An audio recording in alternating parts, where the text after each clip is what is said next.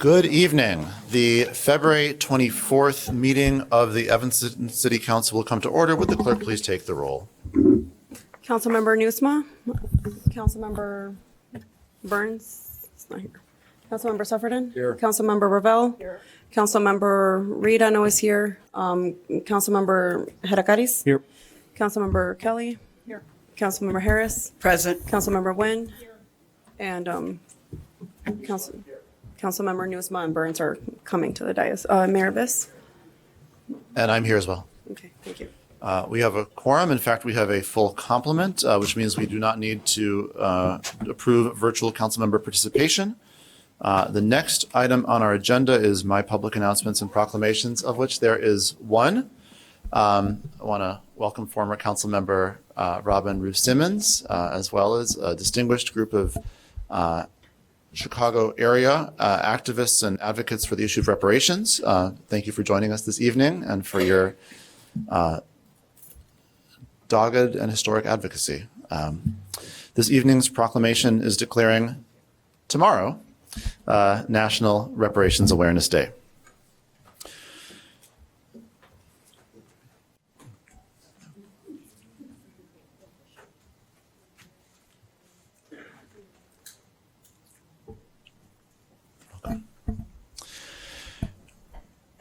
Whereas the City of Evanston Reparations Committee seeks to partner with the National Coalition for Blacks for Reparations in America, NCOBRA, to foster education and dialogue about reparations as a tool for justice and repair. And whereas NCOBRA, a national coalition dedicated to educating, mobilizing, and advocating for reparations for African descendants in the United States, in the 1990s, NCOBRA inaugurated National Reparations Awareness Day on February 25th to collectively highlight historic injustices such as the 1921 Tulsa Race Massacre, and to unify efforts in the fight for reparations, using this day to build awareness and galvanize public support. And whereas Evanston's history reflects its complicity in the systemic oppression of Black communities as detailed in Resolution 58-R-19, and like most, if not all communities in the United States, the community and the government allowed and perpetuated racial disparities through the use of many regulatory and policy-oriented tools. And whereas Evanston, Illinois became the first U.S. city to implement a reparations program for Black residents, allocating $20 million in cannabis sales tax revenue and real estate transfer tax to fund initiatives addressing historic housing discrimination, including $25,000 grants for eligible Black residents to assist with home purchases, mortgage payments, home repairs, and other housing expenses. And whereas National Reparations Awareness Day promotes a positive narrative by showcasing the resilience, creativity, and contributions of Black Americans to society through visual art exhibits, community murals, interactive installations, curated exhibits, educational workshops, and storytelling sessions.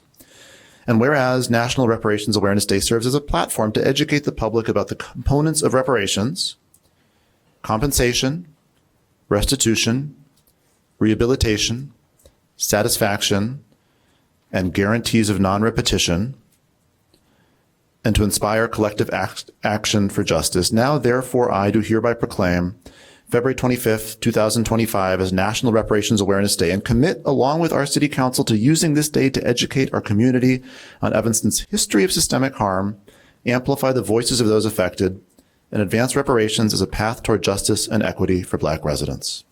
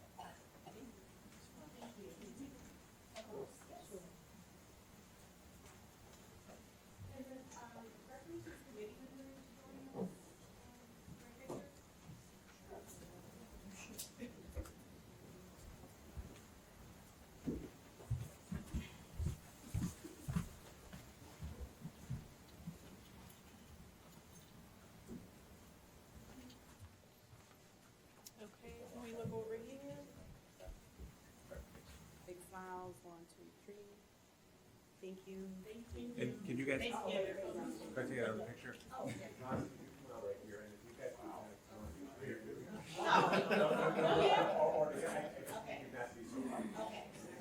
Scooching. Yeah. Thank you.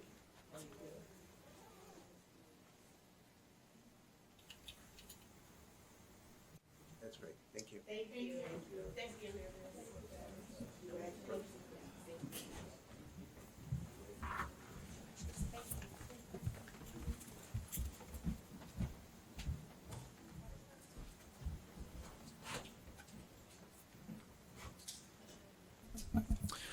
The next item on our agenda is the city manager's public announcements. Yes, good evening, Mayor, council members, and Clerk Mendoza. I would first like to thank Water Bureau Chief Daryl King, our public works staff, and many staff members in various departments for their substantial efforts on Friday, February 14th and Saturday, February 15th to counteract the challenges brought on by the Skokie water transmission main incident. Skokie's initial assessment is that a fitting cap installed in 1963 failed. This component was expected to last at least 80 years. Evanston supported and assisted Skokie in several ways, including bottled water distribution and providing emergency shelter. Since Evanston and Skokie's water infrastructure have been closely intertwined for many decades, the Skokie issue caused a brief drop in water pressure in Evanston. This necessitated a precautionary boil order for the 6th Ward and part of the 7th Ward. In addition to the precautionary boil area, residents throughout Evanston experienced water pressure issues on February 14th. We communicated with residents, businesses, and others impacted via email, text, social media, the city website, press releases, and outbound automated phone calls via the Everbridge system. Throughout Friday and Saturday, staff updated the community and maintained constant contact with the Village of Skokie staff. I'd like to thank our community members, businesses, and especially the restaurants impacted by the precautionary boil order for their patience and flexibility while we mitigated the water pressure issues and precautionary boil order. This event allowed us to exercise our emergency management muscles. City staff rose to the occasion, and we have already started an after-action review to determine whether we can improve for future events. Additionally, this collaboration highlighted Evanston's proficiency in working with neighboring communities to tackle shared challenges. Shifting gears, late last week during routine maintenance on the refrigeration system at the Robert Crown Community Center by an outside vendor, an unexpected mechanical failure occurred, resulting in the loss of our 2 ice sheets. As a result, the affected ice rinks are temporarily out of service. We have terminated our contract with the previous vendor and are now working with a new vendor. The vendor will inspect the refrigeration system tomorrow to determine the exact cause of the failure and identify the necessary steps for repair and restoration. A repair timeline will be established once the new vendor completes their evaluation and determines the scope of work. Unfortunately, rebuilding new ice sheets will take a few weeks, likely impacting ice operations through March. Robert Crown staff has been working diligently to identify other area rinks for our impacted clubs, organizations, and residents to relocate their activities. We apologize to our patrons who have been negatively impacted by this significant interruption. We are working quickly to resolve the situation and get the ice sheets back into production. And our third item for city manager announcements is a presentation on the shoreline stabilization project.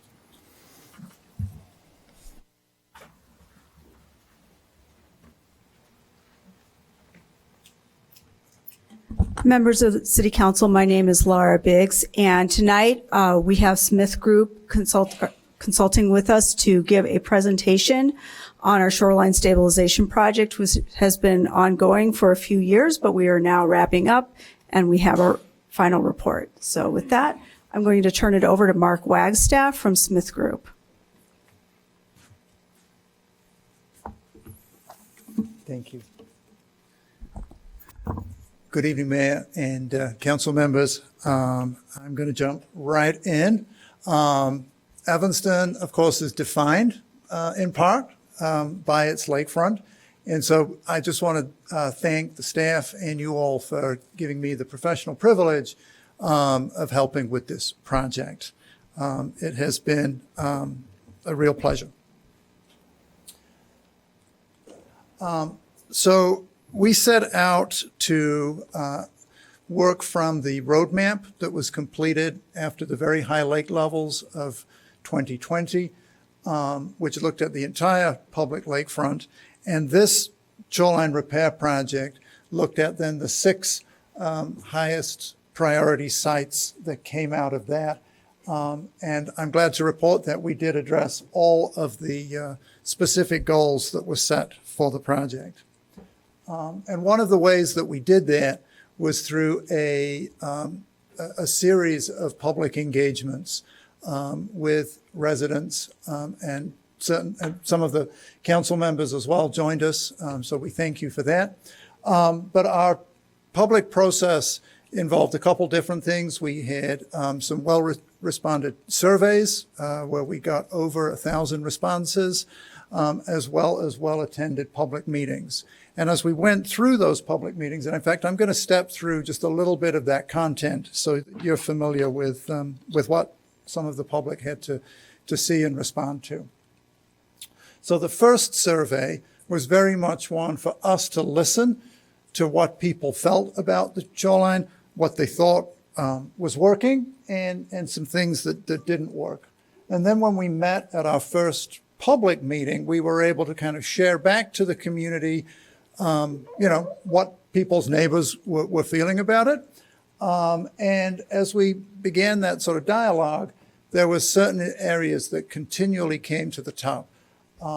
Naturalization and pedestrian access were things that we heard time and time again. After that first meeting, which was very much listening, we then began to share out some ideas about how the shoreline maybe could be modified. Again, giving people an opportunity to respond to those different ideas. And again, not surprisingly, but the message again that came out most loudly, most clearly, was naturalization, accessibility. And so as we went into our second public meeting, we looked at 4 different strategies with which we could look at sort of lenses, if you will, how we could look at the shoreline. The 4 are listed here. And from that second public meeting, it was very clear again that trying to find opportunity to naturalize and enhance the shoreline was very much preferred over sort of maintaining the existing or kind of replacing in kind. And then our third and final public meeting gave us an opportunity to take some initial design concepts for each of the 6 sites, to get some specific feedback on those, and also for us to sort of illustrate how the various messages that we had heard had been incorporated into those design ideas. And so having gone through that public process, we were then in a position to come up with what we call preliminary engineering, an initial design for each of the 6 sites. I'm going to walk quickly through them. I'm going to start at the south at Sheridan Road, and then we'll work our way north up to the Lincoln Street end. And so Sheridan Road, this is the area by the cemetery. This is the big issue here is that the revetment that protects Sheridan Road is crumbling. It is getting towards, if not at, the end of its life. And then the big idea that we looked at here with staff was, what if the roadway were to be narrowed down from 2 lanes in each direction to a single lane, put the road on a diet, and then that frees up space for more opportunity for some parkland, a much more robust pedestrian multi-use path, as well as opening up pedestrian walkways on both sides of Sheridan Road.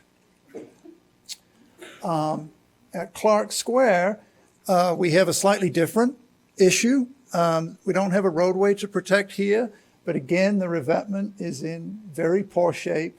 That park floods pretty routinely. And there is a very large, wide concrete sort of promenade that is not accessible from any public sidewalk. So the 2 big ideas here are to remove that concrete and replace it with more green space, but also as a connected walk so that it connects back into the network of sidewalks so that it is accessible. But then in addition, at the very north end of the park, where there is a little bit more shelter, to take out the big stone and replace it with a more naturalized cobble beach that would begin to sort of replicate a much more natural shoreline. At Lee Street Beach and at Elliott Park, this is an area that the city back in 2020 implemented a temporary flood protection measure because of the flooding and the damage. And the beach at Lee Street was very heavily eroded. So the big idea here is to make that beach more stable, to open it up at the north end so that it can connect into where the existing washroom building is, which city staff could then utilize as a sort of center of operations for lifeguards. And in order to do that, we would build a small headland out in front protecting that so that that beach could then be bigger.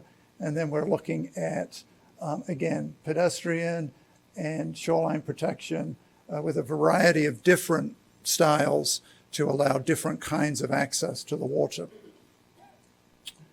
At Greenwood Beach, again, it's a beach that is very easily eroded. There is also a MWRD intercepting sewer that runs exceptionally close to the lake at this location. So protecting and expanding the beach not only gives recreational benefits, it could also protect from a potential environmental catastrophe if that sewer line were to be undermined. Again, the idea here is that a new headland would provide that protection for the beach, so the beach would be stable. We are not in a position to have, we still need to have an armored edge, but having that would then allow a more naturalized upland area in this particular location. At the Dog Beach, again, it's one of the beaches that is very susceptible to erosion. This one is very, very dynamic when the lake level is high, a lot of wave energy. We saw that got eroded all the way back to the revetment. So the idea here is to try to protect that beach, to make it stable throughout a much wider range of conditions. That would involve putting a small offshore breakwater and nourishing the beach, so bringing in new sand to make it much bigger. And that then allows us to essentially take down the rock revetment that's there and use native plantings and dune features in the back shore. And that's only possible because we then have this additional sand and offshore protection. And then the last site that we looked at is immediately adjacent to the water plant. And this site, the revetment would be rebuilt more or less in place, but the upland area would be given over to a new native habitat zone.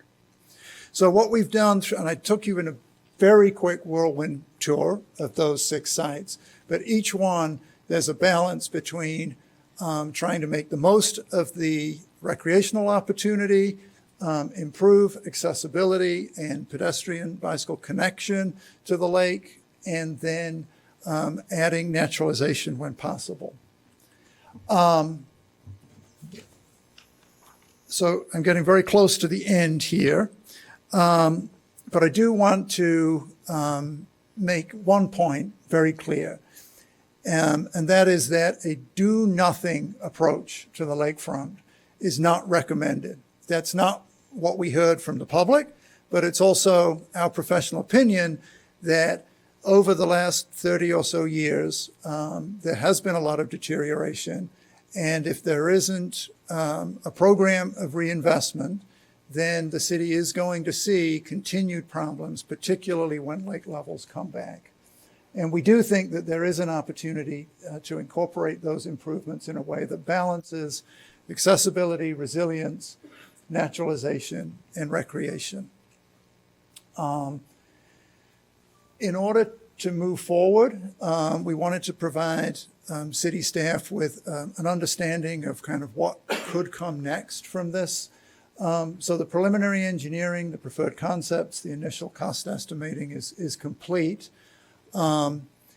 As the city decides which are the highest priority projects and how to move forward, I do want you to know that these are not the kinds of projects that can be implemented overnight. You're looking at a minimum of a year plus or minus to do the final design and to get the necessary permits. And then the construction and procurement of that construction could take another year or two.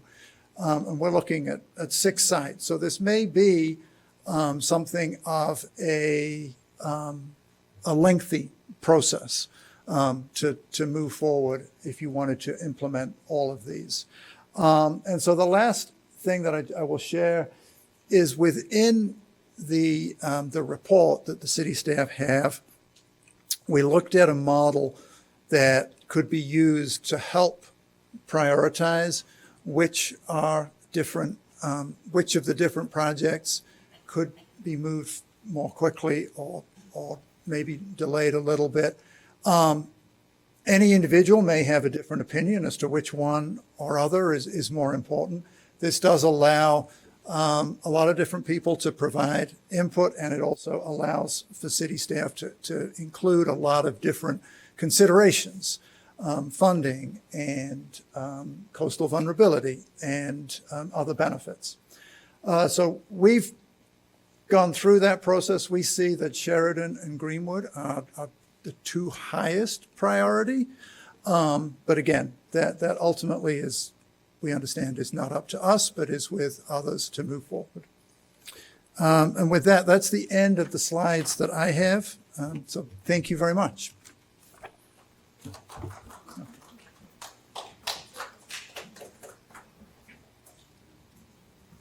Councilmember Nieuwsma. Thank you, Mr. Mayor. I appreciate the report, and the recommendations look solid to me. They also look very, very expensive. So I'm just wondering if we have some kind of a rough ballpark cost of how much this is going to cost? Yes. And do we have some idea of where the money is going to come from? I can answer the first one. Okay. So let's start with that. So each of the site, I didn't spend a lot of time on it, but we did put an estimated cost associated with each site. It adds up to round about $30 million total across all 6. And that varies. One is less than $1 million and one is getting closer to, 8-9 million. Where the money comes from, Staff is currently evaluating what some of our potential funding opportunities are through the federal BRIC grant, et cetera. With recent challenges that have developed at the federal government, I think we're going to have to really take a look at that. But that is something we're looking at as part of the development of the 2026 capital improvement program.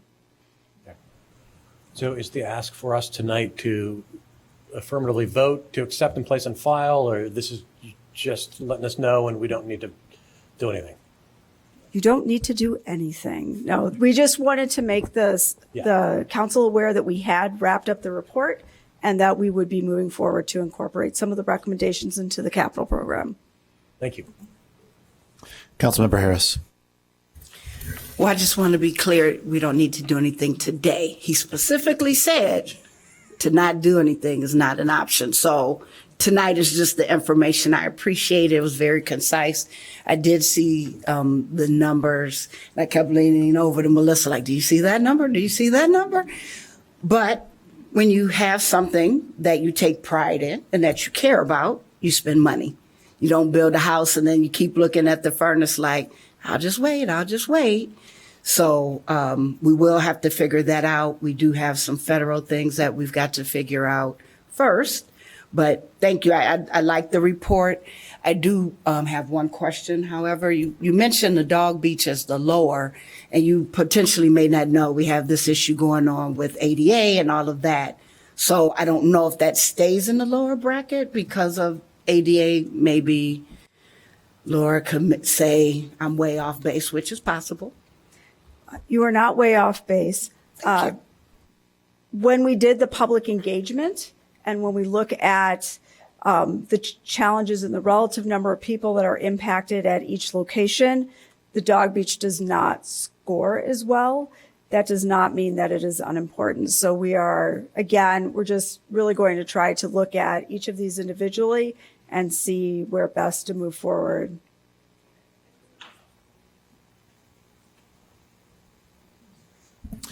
Thank you very much. The next item on the agenda is communications from the city clerk. Yes, just as a reminder, I know there's an election tomorrow, but not in Evanston.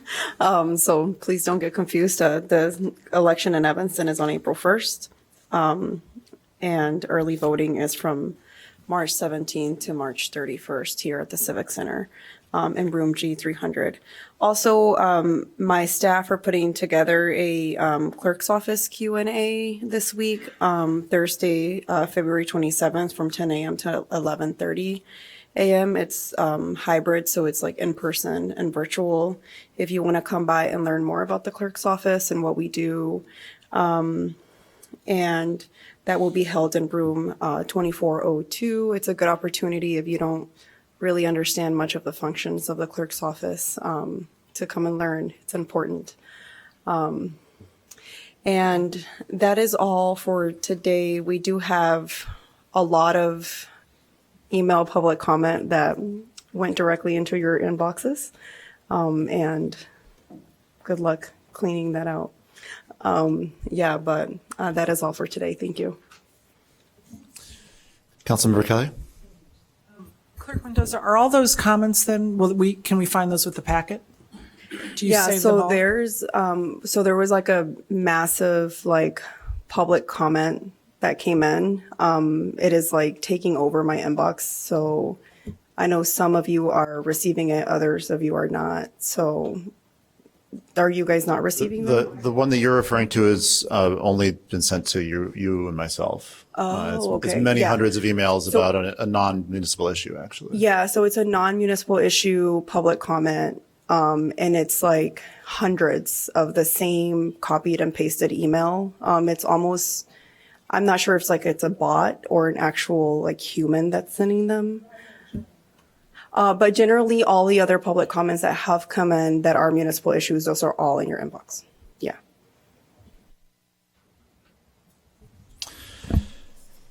The next item on our agenda is public comment. This evening, you guys have chosen to make the arithmetic of the presiding, of the chair very convenient. There's exactly 45 people who've signed up, so there'll be 1 minute per participant.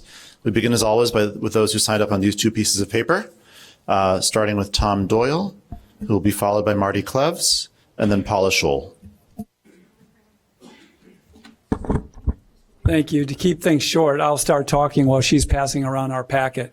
I represent the block that has the property at 1222 Washington Street in the 9th Ward.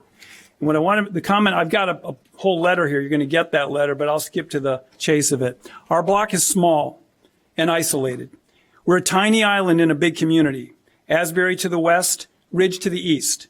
Isolate the block a bit more than the typical Evanston residential stretch. There are only 11 residential buildings on the block. All the rest is commercial industrial properties. Skipping down. Our block is carrying a unique burden within a large township of shouldering the community accommodation of 4 significant institutional properties. From the east to west, we can start with the Lydia Home, formerly known as the Rice Center. The Lydia Home provides intensive foster care for between 30 to 40 adolescents ranging in age from 6 to 16 years with needs from basic to highly acute. Is that a minute? Yes. Could I have a No, 30 more seconds? I treat everyone equally. You can finish the sentence, but I treat everyone equally. I'll finish the sentence with a question. Will the council please put a pause on this project until we can have community input and hear from our neighbors? Thank you very much. The next speaker is Marty Cleves, who will be followed by Paula Scholl and then Veronica Reyes. Hi, my name's Marty Cleves. I'm a volunteer board member with the Citizens Utility Board. And CUB supports the Healthy Building Ordinance. This is the first step in planning the inevitable transition away from gas over the next few decades. Over the last few decades, heating customers have been raked over the coals by a volatile supply market and aggressive rate hikes by Nicor Gas. Nicor, Evanston's gas utility, has more than doubled the delivery rates by winning 4 rate hikes since 2018.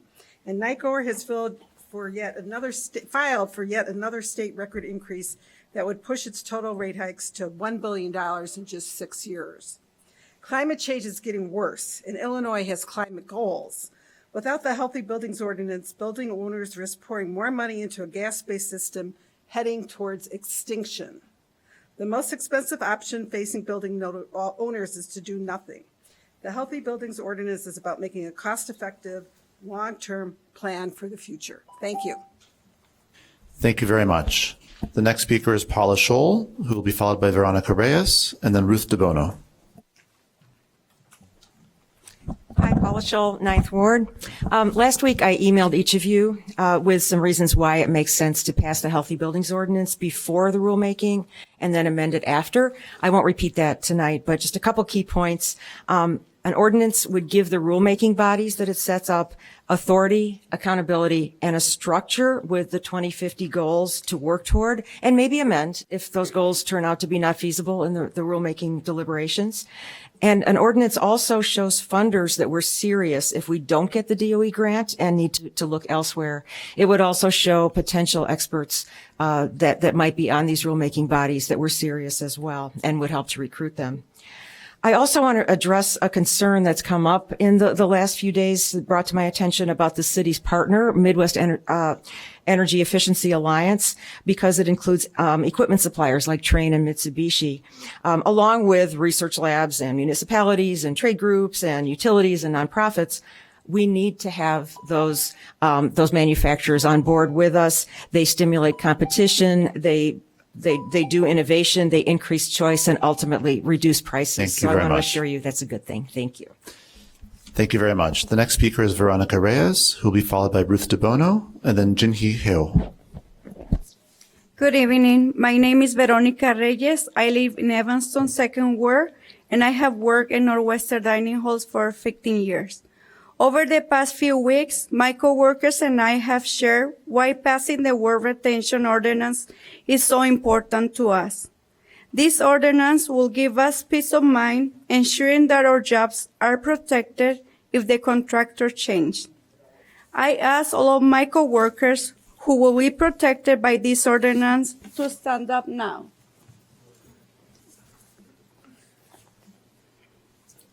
On behalf of my coworkers and the future workers of Evanston, I ask the City Council members to support this ordinance tonight. Thank you for your time and your support. Thank you. Thank you very much to all of you. The next speaker is Ruth DeBono, who will be followed by Jinhee Hill and then Julian Pfeffer.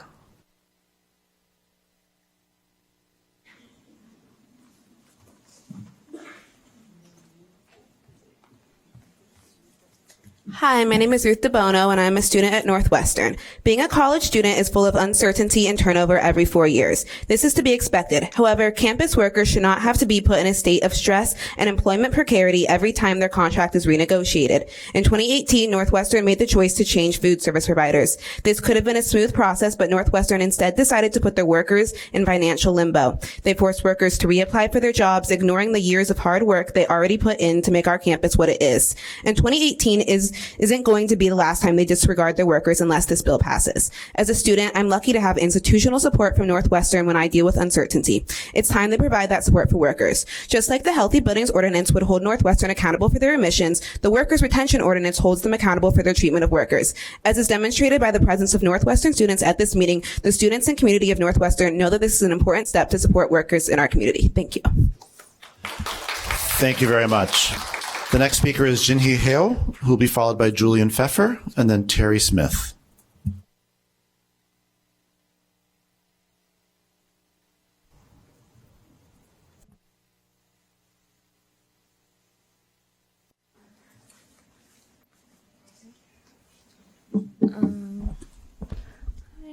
I'm Jin Hee Ha. I'm also a student at Northwestern University. So I'm here today to call on the City Council to pass the Worker Retention Ordinance. Today, Evanston has a chance to provide job security for hundreds of Northwestern campus workers. In a time of great financial insecurity for so many people, the opportunity to have a safe and secure place of employment is invaluable. Many of Northwestern's campus workers have been with the university for years and even decades. Campus workers have dedicated so much of their time and labor to Evanston's largest employer, and they deserve the comfort in knowing that their lives will not be ended because the university decides to change food service providers. To allow that to happen again, as it did in 2018, would be deeply unjust. The City Council has an opportunity to ensure necessary job security, place limits on the university's ability to leverage a subcontracted relationship to minimize costs, and above all, provide dignity for campus workers. Thank you. Thank you very much. The next speaker is Julian Pfeffer, who will be followed by Terry Smith, and then Julia Pantoga.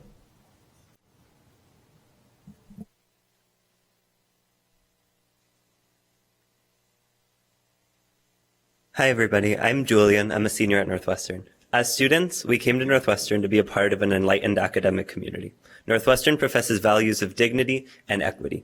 These are the values that drew us to Northwestern, and we had hoped to take part in a community that recognized and valued the humanity and needs of everybody within it. We feel that these values have been forgotten when it comes to campus workers. The importance of campus workers cannot be understated. Without them, our classrooms would be dirty, our dorms would be inhospitable, and students and staff alike would go hungry. They make the academic experience, excellence, and intellectual curiosity that we prize so deeply at Northwestern possible. The Worker Retention Ordinance would extend to workers basic security in their jobs and futures, helping ensure Northwestern's ideals become a reality for those who make our academic experience possible. Thank you. Thank you very much. The next speaker is Terry Smith, who will be followed by Julia Pantoga, and then Carl Klein.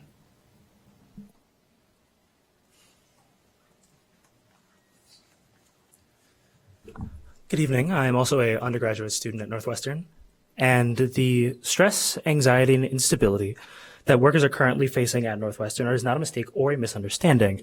This is how the subcontracted relationship is supposed to work. Because of the subcontracted relationship, workers who live and work in Evanston and have for decades are tied to Compass Group USA, not directly with Northwestern. Therefore, if Northwestern chooses to change subcontractors, the workers who have no culpability, involvement, or agency in the decision are implicated. They must choose to either uproot their lives to move or work elsewhere or attempt to get a job with a new subcontractor that Northwestern chooses to hire. Northwestern students, due to Northwestern's unmitigated power over the livelihood of campus workers, cannot hold Northwestern and Compass accountable and demand respect, dignity, and financial security for workers on campus. The Worker Retention Ordinance plays a key role in clarifying this intentionally confusing relationship by improving transparency for the workers that are central to the function and well-being of the university. Thank you. Thank you very much. The next speaker is Julia Pantoga, who will be followed by Carl Klein, and then Simon Carl. Hello, I am speaking on the proposed update to the code relating to sidewalk cafes and streeteries. You will hear a lot in support of it. I am a member of the Commission on Aging and Disability, and we unanimously supported it. But I want to speak to what makes Evanston so fantastic. Besides the awesome participation in this room, Evanston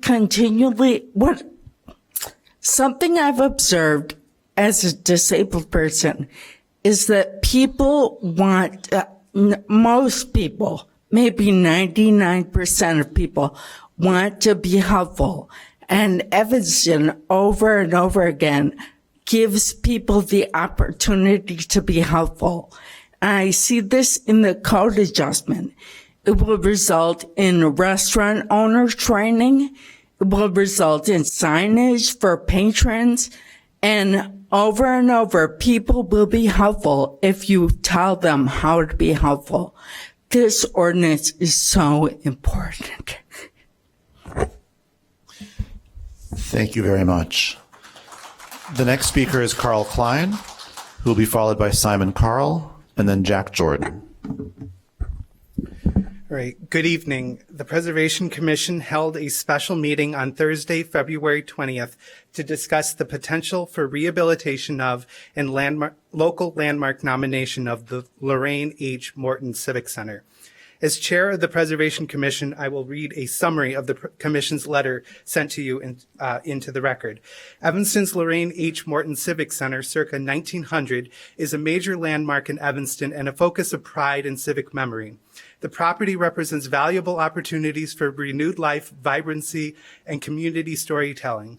As the city envisions the future for this property, the Preservation Commission invites the City Council to work with us on a preservation-based approach and landmark designation that would promote the city's strategic visions, memorialize the property's cultural significance as a symbol of governance and community, and advance our shared goals related to sustainability, cultural heritage and civic identity, and economic development and affordable housing. Thank you.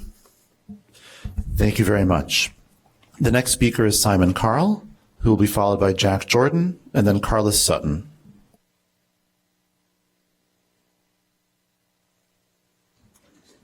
Hey there, my name is Simon Carr, and my R's seem like L's sometimes, so yeah, no worries and thank you.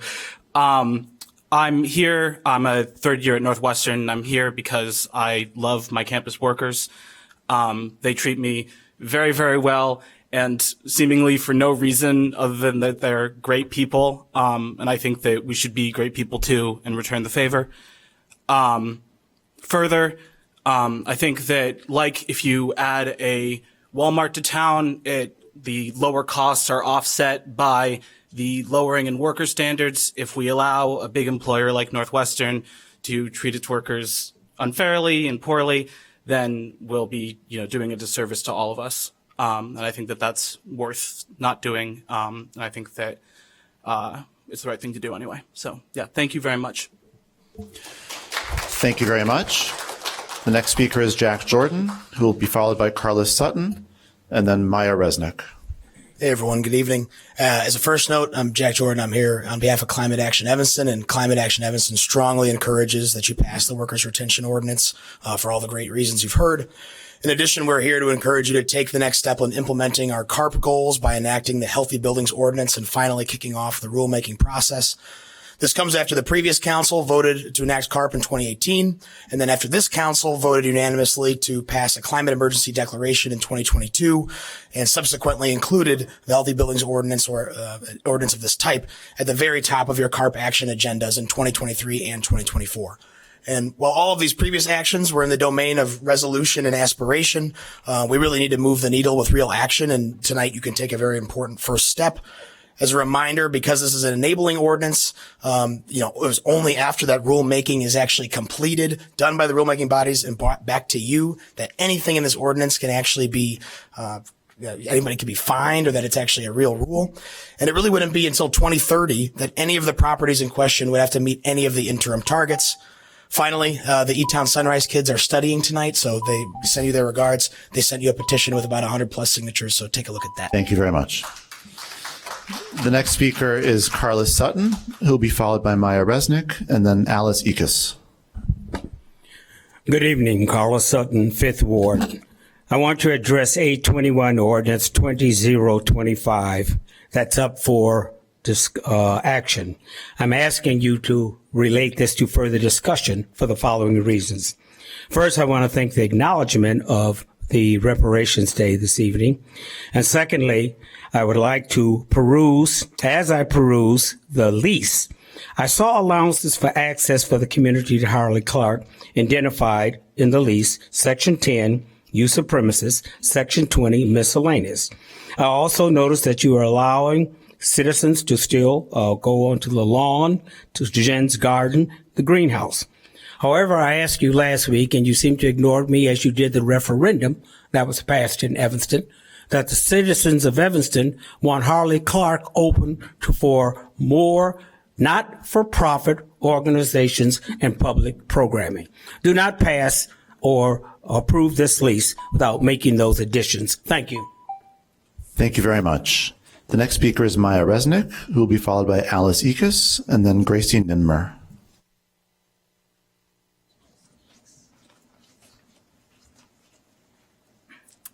Hi, I'm Maya Resnick. I'm also a student at Northwestern. As Northwestern administration wrote in a recent email, it is important for all members of our community to feel that they belong here and thereby can flourish and do their best work. As students, we want to be part of a campus that embodies this commitment to an environment that embraces and supports each and every member of our community, including campus workers. But right now there's a dissonance between professed and enacted values. In class, our professors teach us about the importance of inclusion and justice for all, but then the same institutions that hired these professors failed to provide job security to the workers that make our food. We as students cannot do our best work if the workers on our campus are treated unfairly. It is harder for students to learn when our environment is privatized and commodified, and the workers that sustain it objectified and unable to be granted the basic protections of job security. Thank you very much. The next speaker is Alice Ekus, who will be followed by Gracie Ninmer, and then Dan Skirmerhorn.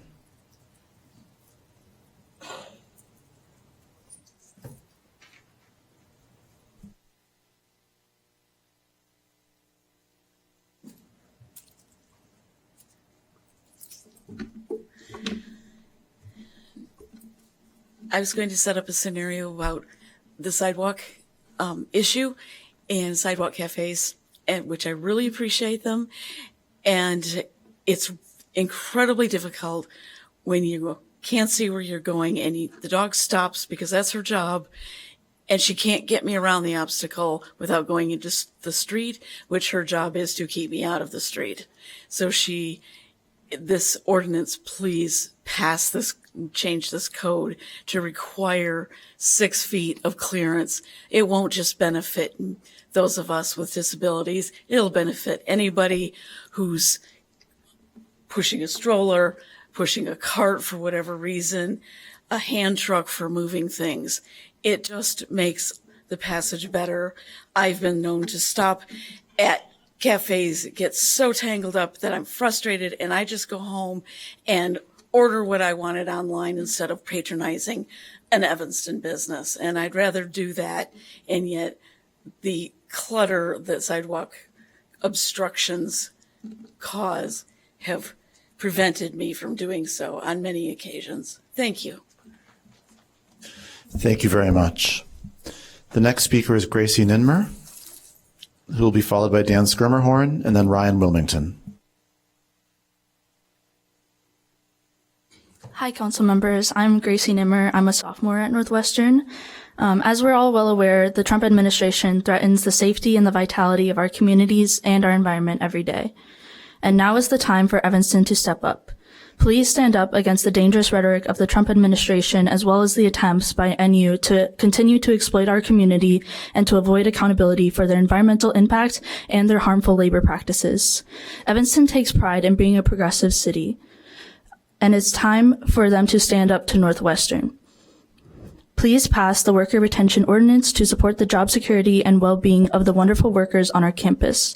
And please pass the HBO to begin the process of creating a community-led, comprehensive, equitable, and accountable plan to create a better Evanston for all. Thank you. Thank you very much. The next speaker is Dan Skirmerhorn, who will be followed by Ryan Wilmington and then Ken Paller. Good evening. My name is Dan Skirmerhorn. I'm with the North Suburban Housing Providers, here to speak with regard to the Healthy Building Ordinance. And in trying to do some research as to the impact of this ordinance, I met with the staff of the Sustainability Department, which happens to be on the 4th floor, and I'll get to the reason for that in a second. A wonderful meeting, but unfortunately, as we came out of that, had no clearer direction than when I went into it. And unfortunately, the issue seems to be that all of this is dependent upon the rulemaking process, which has not been defined yet. And so I left there not having any better clarity than when I went in, but as I waited for the elevator, I saw a poster that talked about the city council's goals for 24-25, and it struck me that this ordinance misses 4 out of 6. Fostering economic and community development, there goes, it's against the Healthy Building Ordinance is going to kill that. Increase affordable housing. We've talked about the cost that's going to increase rents, especially on the lower income end of the spectrum. Ensure public health and we're only going to pass this on a small fraction of the residents, although the gas appliances are supposedly unhealthy for all. Thank you very much. And prioritizing transparency, which is not the case here. Thank you. Thank you very much. The next speaker is Ryan Wilmington, who will be followed by Ken Paller and then Stephen Hackney.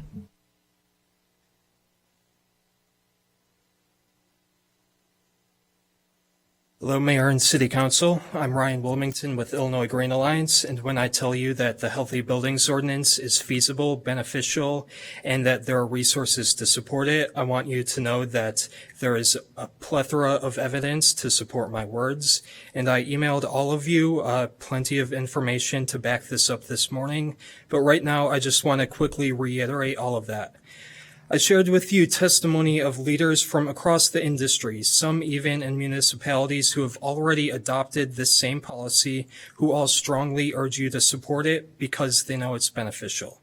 I shared with you case studies from churches who have saved over $12,000 annually from grant-supported upgrades, condos that are able to upgrade entire building systems without a single tenant noticing, and even a Chicagoland university who's already achieved net zero. So I also want to make sure that these projects happen and have funding resources, which is why I also shared an entire list of the state and local funding opportunities. So I please hope you consider these. Thank you very much. Thank you. The next speaker is Ken Paller, who will be followed by Stephen Hackney and then Mike Purcell. Hi, I'm a resident of Ward 1 and an NU professor, and I'd like to say we're witnessing problematic changes in our government at the federal level, and I want to express my gratitude to the Evanston City Council because I believe you understand how much we need local governments to fight back. Now, regarding the HBO, I'm grateful for your attention to all the complexities. Councilmember Reed, you made some important points that we need to take into account the impact on all residents, has been noted by other council members as well. But tonight, I'm confident that this will be part of the planned committee deliberation. We need to create the accountability board and the technical committee so the community can move forward with climate action in a just and fair way as you've advocated. Now, Councilmember Kelly, I appreciate your advocacy for environmentalism and for specifying the exact steps to be taken for Evanston decarbonization. But if we try to improve the ordinance to have all those details, it's bound to take too long. It's not the right way to go. So instead, we need the separate process out in the open to weigh the expertise and trade-offs. So please vote to pass the ordinance tonight. Thank you very much. The next speaker is Stephen Hackney, who will be followed by Mike Purcell and then Kirby Kaiser. Good evening. My name is Stephen Hackney, and I am a resident of the First Ward. I'm here tonight to urge you to pass the Healthy Building Ordinance. We should pass the HBO for two reasons. The first is that we already promised that we would. 7 years ago, this body unanimously approved the Climate Action and Resilience Plan. CARP committed Evanston to achieving carbon neutrality by 2050. We are either people who do what we say we will, or we are not. Passing the HBO lives up to the commitment we made as a community when we passed CARP. Second of all of us can be confident that the Trump administration will have no interest in arresting climate change for at least the next 4 years. That means that during that time, the mantle of climate leadership will fall to blue states like Illinois and blue cities like Evanston. Passing landmark legislation is a way for us to show leadership at a time when the federal government has utterly lost its way. Now, there are valid concerns that have been raised by the business community about how this statute will be implemented, and it's critical that those are addressed during the rulemaking process, but it's not a reason not to pass the bill. Thank you very much. Thank you. The next speaker is Mike Purcell, who will be followed by Kirby Kaiser and then Tony Marsico. Good evening, council members and mayor. Thank you for all the hard work on this ordinance. After reviewing this with some other individuals in the property management world, there are some concerns regarding the timeline associated with passing of this ordinance. The potential negative impact on landowners, renters, and commercial and retail tenants is too significant to not take the time needed to fully develop the details of this ordinance first. The simple reality is that a good majority of these properties will require alternative compliance, which is not defined. At its core, this ordinance is just very complex. Since this was introduced, there have been multiple revisions already. Please take whatever time is needed to define the details of the ordinance to ensure that there is no unintended consequences on your businesses and renters. And let's spend the time to make this ordinance as great as it can be. Thank you. Thank you very much. The next speaker is Kirby Kaiser, who will be followed by Tony Marsico and then Bill Skirmerhorn. Hi, I'm Kirby Kaiser. I encourage you all to write this healthy buildings ordinance before you make it law. I'm afraid that people are only signing on to this bill because they think that they will be excluded from it and their group will not be forced to comply. In the last meeting, it was said that the schools sent a text and said they were okay with it, but there was no information given. There's no clarity what changed for the schools and how they could comply, nor how they'd be able to pay for it. I fear if you pass this ordinance without writing all the rules, it's going to lead to all the different groups just trying to find ways that they can get out of it. They don't know the rules and they're just going to try to find ways that they don't have to pass it. Thanks. Thank you very much. The next speaker is Tony Marsico, who will be followed by Bill Skirmerhorn and then Roy Zhu. Thank you. Robert Marsico. I'm a private attorney, 8.5 years with the Cook County State's Attorney's Office in the Real Estate Tax Unit. And now I represent some of the largest property owners in Evanston. The reason I'm here before you today is because I'm part of the process of some underwriting going on. We don't have any way to quantify the effects of this. And so the financing has been frozen. I can only imagine for people who want to sell or people envisioning to buy what they're going through, because there's no data set to go through. I don't have anything to advise a client. Is it affordable? Is it not affordable? Should you finance it? Should you not finance it? So I would implore the council to rethink this and at least put it on pause for a little while, or you're going to see a complete drop off in the larger properties. Thank you. Thank you very much. The next speaker is Bill Skirmerhorn, who'll be followed by Roy Zhu and then Sean Isles. Good evening, Bill Skirmerhorn. I just want to let you know that I'm talking to a lot of people that are with the banking industry.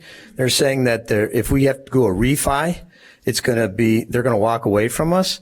If we have to get a loan, they're not going to talk to us. We work for the private sector. We need certainty. We don't have certainty. We also have tax protesters that are telling us that these properties are going to drop 30% in value because of the unknown of this thing.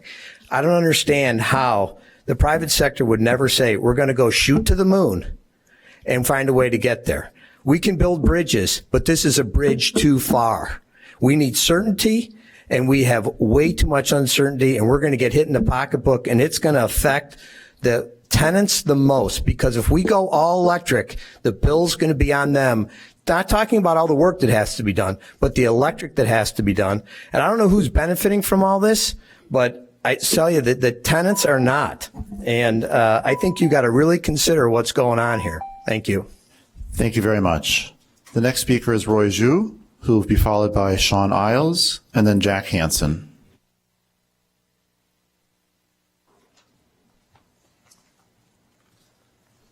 Hi, my name is Roy Zhu, and I'm an undergraduate student at Northwestern.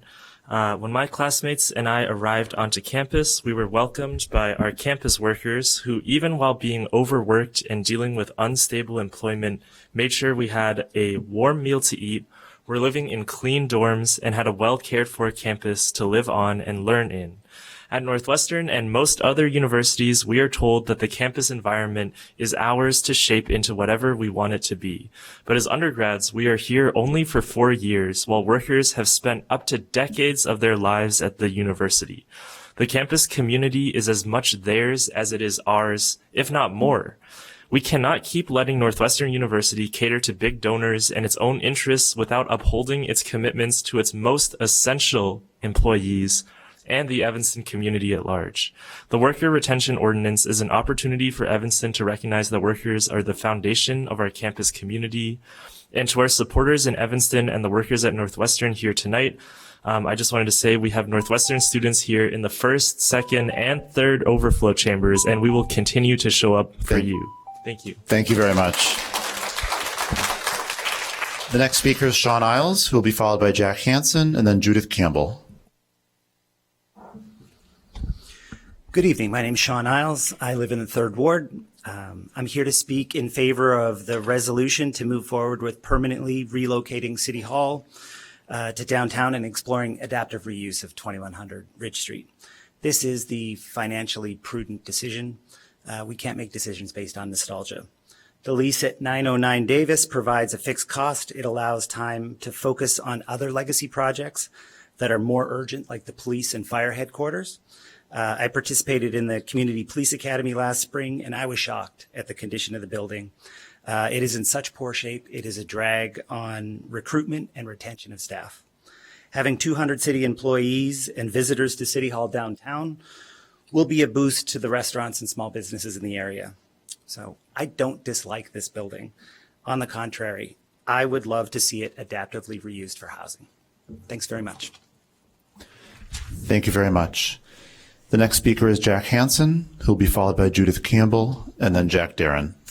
Hi, Jack Hansen, Ward 3 resident and voter, born and raised here in Evanston. I also run a nonprofit called Run on Climate, where we work with a network of local elected officials like yourself across the country, many of whom have worked on similar policies to reduce emissions from existing buildings. I also served on the Burlington, Vermont City Council and championed a policy to require property owners to weatherize their rental housing units. I encourage you to move forward and pass the Healthy Buildings Ordinance tonight and finally move into that next stage of rulemaking.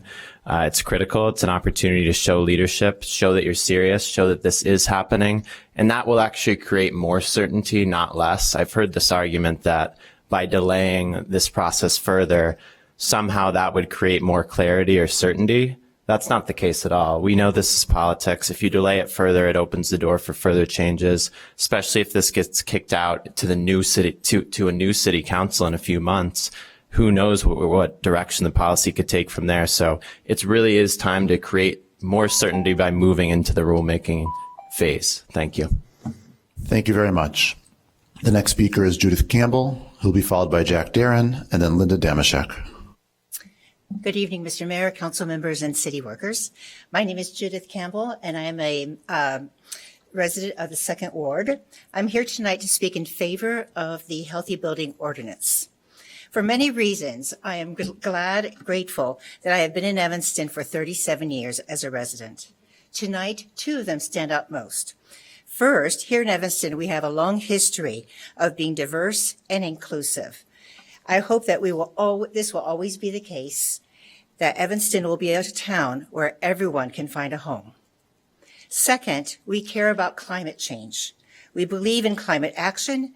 We set goals for environmental sustainability, and we pass ordinances because we care for our earth and for the generations to come. Doing the right thing often asks us to do the hard thing. Setting high standards to diminish our carbon emission is bold, brave, and visionary. Today, not tomorrow, we need these high standards, which is the intent of the Healthy Building Ordinance. Thank you very much. Thank you very much. The next speaker is Jack Darren, who will be followed by Linda Damashek and then Ray Friedman. Good evening. Thank you. I just wanted to come and say thank you for all the engagement that all of you have had on this Healthy Buildings Ordinance. I know it's taken a lot of time at these meetings and between meetings, and I'm really hopeful that tonight we've got this in a position where it can pass and we can get to the business of leading, not only in our community, but in our country. Obviously, fossil fuels are having a minute in the bizarre world that is our federal government right now, but I am really proud and grateful to live in Evanston, where we can put ratepayers, our health, and our climate first. So thank you for your engagement on this and your leadership. Thank you very much. The next speaker is Linda Damashek, who will be followed by Ray Friedman.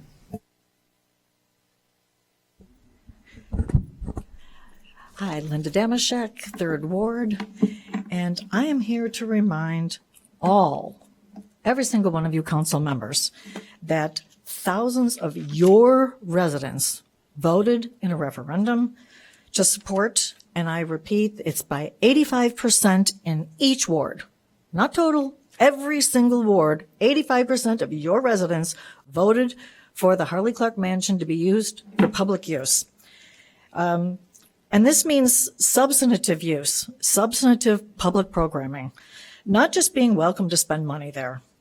I encourage the City Council to add language to this effect in the final lease that you vote on. So don't vote on it until language about that is in there. Thank you.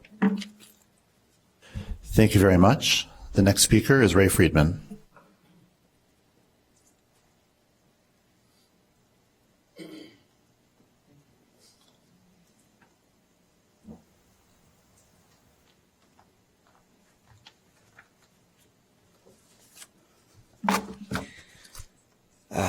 Good evening, everyone. I decided to change up my public comment tonight as a thank you. As a 10-year resident of Evanston and speaking at most city council meetings for the last 8 of my 10 years here, I want to say that the article in the round table dated 2/16/25 was extremely enlightening. I want to first give a huge thank you to Mr. Paul Breslin for taking the time and trouble to do the research and put together such a precise and accurate accounting of some of the issues that all of us here in Evanston will be facing or have already faced. These serious issues need to be addressed and corrected now, before elections are held. And so once again, a sincere thank you to Mr. Breslin for that 11-page article. Also, thank you to all of the 28 comments that followed. And lastly, thanks to the Roundtable for printing the article. Very much appreciated. And all of you need to take responsibility. And what happened to the transparency and accountability that was promised to us? Thank you very much. Thank you. That concludes the list of people who signed up on pieces of paper to speak in person. We now move to those who signed up online to speak in person, beginning with Meg Welch, who will be followed by Robert Keating, and then Bruce Enenbach.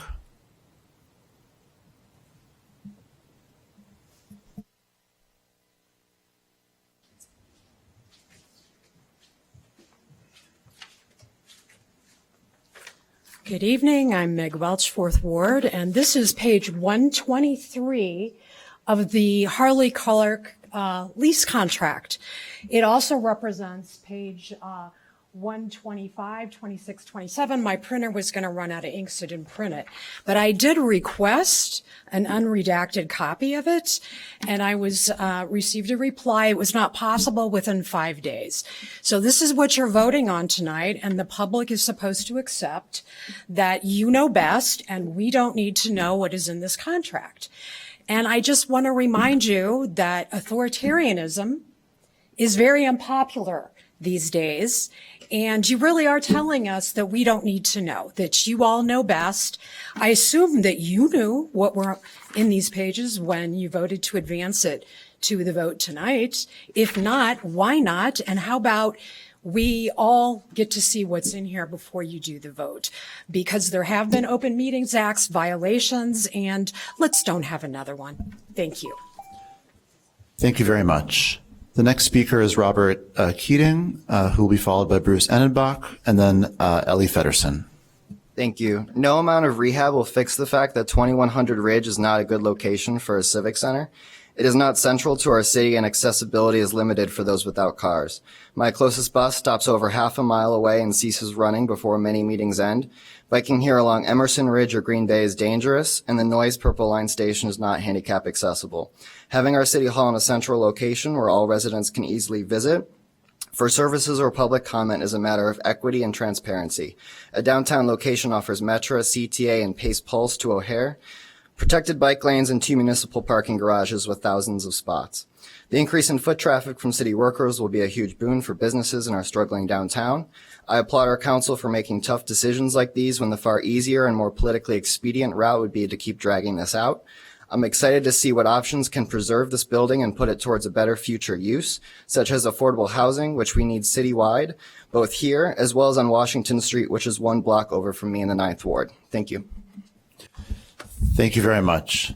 The next speaker is Bruce Enenbach, who will be followed by Ellie Feddersen, and then David Kelly. Good evening.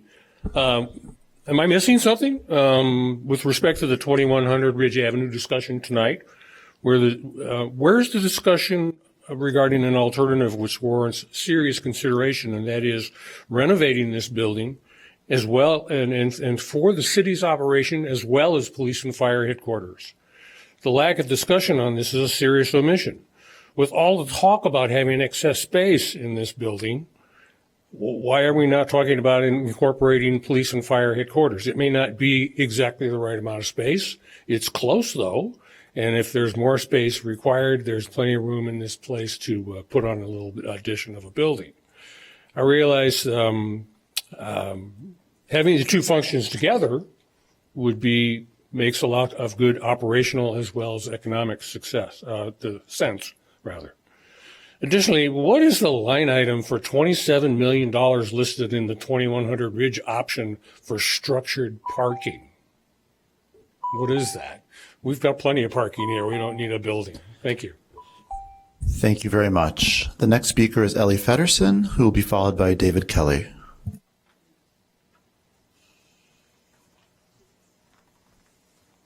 Hi, I'm from the 7th Ward, and I'm here to talk about the Harley Clark Manson lease.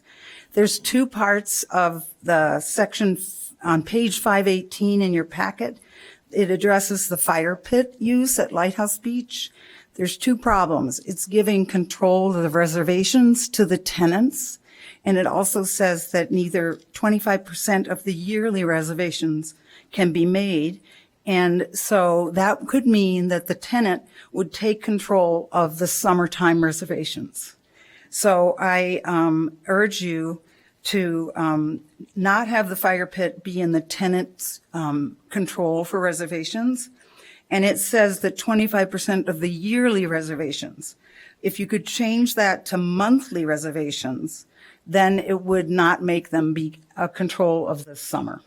So it's kind of a minor point, but it would keep, I please ask you to make these changes so that we don't take away public access to a beloved community asset.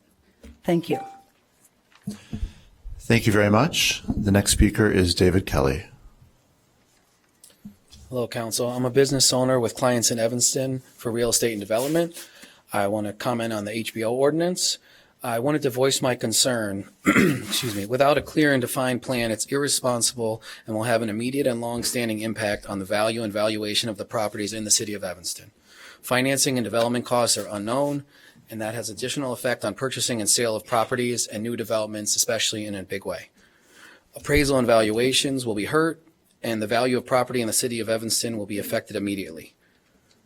This has many of my clients extremely concerned about owning and managing properties in the future in the city of Evanston without understanding these costs in detail. I urge you to ensure that the rules are clear and understood before passing the ordinance. Creating a rulemaking body would help with members that represent various interests to ensure a fair and clear ordinance. Thank you. Thank you very much. This concludes the in-person portion of this evening's public comment. We now move to the online portion, beginning with Aaron Bornstein, who will be followed by Benjamin Kaddish, and then Eric Passett.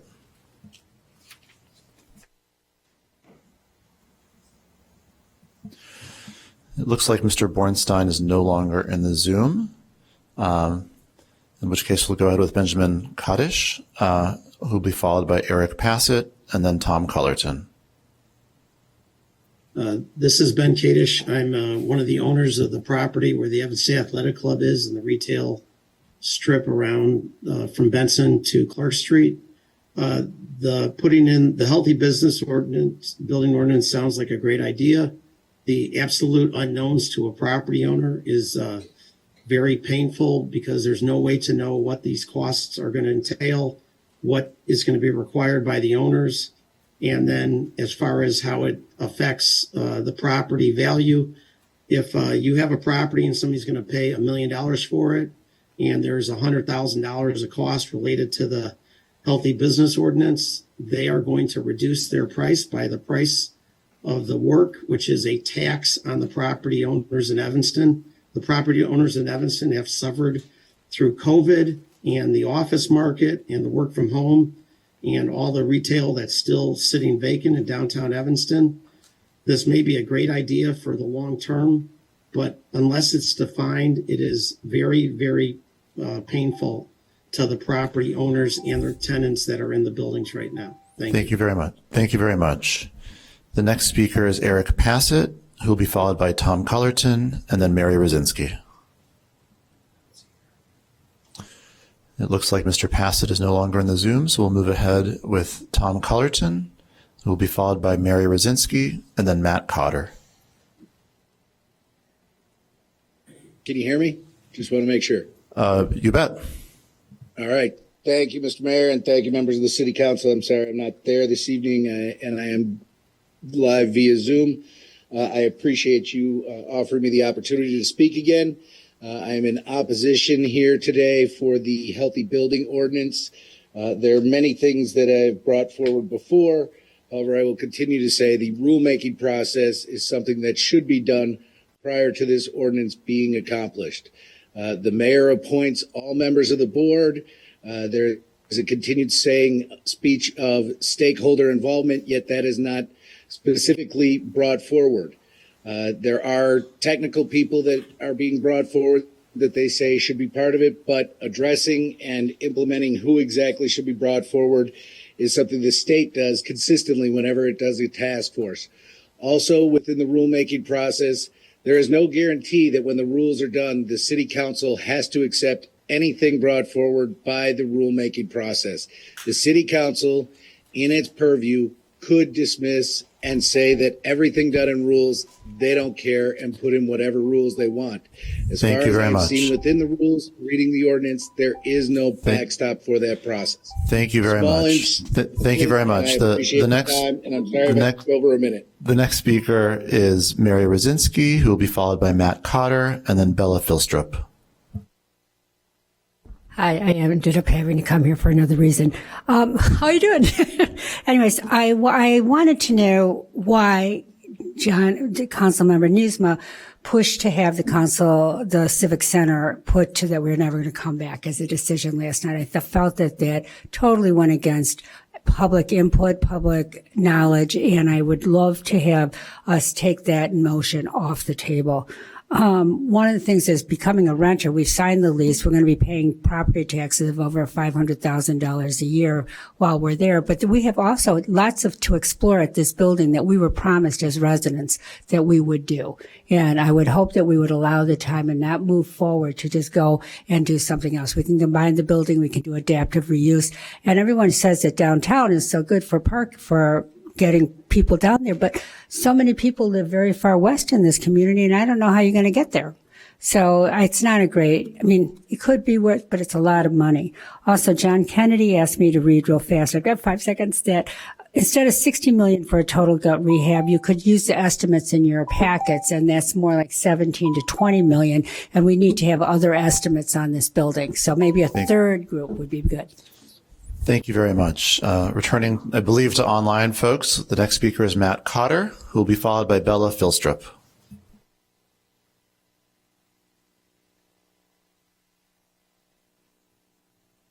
Hi, can you hear me? Sure can. Thanks. Good evening, Mayor Biss and City Council. My name is Matt Cotter. I'm a resident of the Second Ward, and I'm here tonight, or speaking tonight, in support of the Healthy Building Ordinance. In 2021, a study was published in the journal Nature that synthesized climate models and health studies to estimate the mortality cost of greenhouse gas emissions. This study estimated that one additional death this century for approximately every 4,500 metric tons of CO2 emissions, which means that the greenhouse gas emissions in the city of Evanston in the year 2023 alone will result in 145 additional deaths due to climate change. This harrowing figure illustrates the enormous cost of burning fossil fuels, and our society needs to stop pretending that business as usual is cheap because we subsidize the financial cost of oil and gas with human lives. Our leadership here matters. We need to reduce our carbon emissions, and we need to pass the Healthy Buildings Ordinance. Thank you. I'd like to ask everyone to stand at ease for 1 second while a technology issue is being addressed. My understanding is the YouTube feed is down, and we'll stand at ease for a second. All right, the City Council will come back to order. Thanks all for resolving the technical issue. My understanding is the YouTube feed is back up. Great. And our final speaker in public comment, also online, is Bella Filstrup.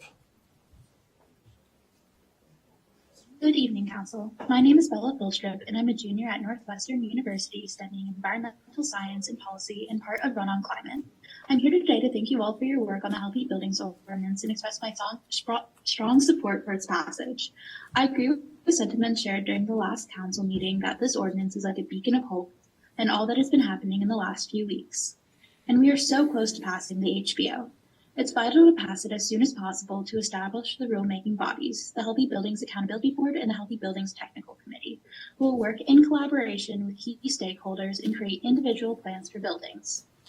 The ordinance pushes us in the right direction while giving buildings flexibility to create their own feasible action plan for the next 25 years. However, if they're unable to reach these goals, fines and alternative pathways will be established during the year-long rulemaking time in collaboration with buildings. As well, during this time, there will be quarterly updates to City Council and the opportunity for community members to express their opinions through public comment. Please vote in favor of the Healthy Building Ordinance tonight. Thank you so much. Thank you very much. That concludes public comment for this evening. As has become our practice, and I think makes a lot of sense, particularly tonight, given how many folks are here for some stuff on the consent agenda, we're going to vote on the uncontroversial part of the consent agenda before addressing special orders of business. I already have 5 items to remove from the consent agenda: A3, A4, A9, P1, and P2. I'll repeat those: A3, A4, A9, P1, P2. Now, if others have stuff you'd like to see removed, Councilmember Kelly. A21 and A19.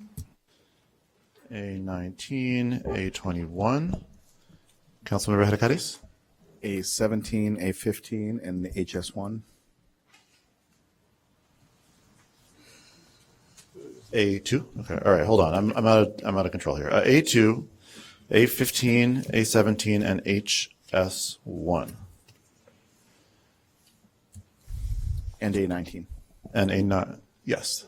So this time I have A2, A3, A4, A9, A15, A17, A19, A21, P1, P2, and HS1. Just as a note, I'm sorry, I don't know if this is among your 5 things that you listed in the beginning, but PD1 and PD2 did not pass in committee. Did you know? Oh, so I was calling them PD1 and PD2 are both on my list, yes. Okay. Is there anything further?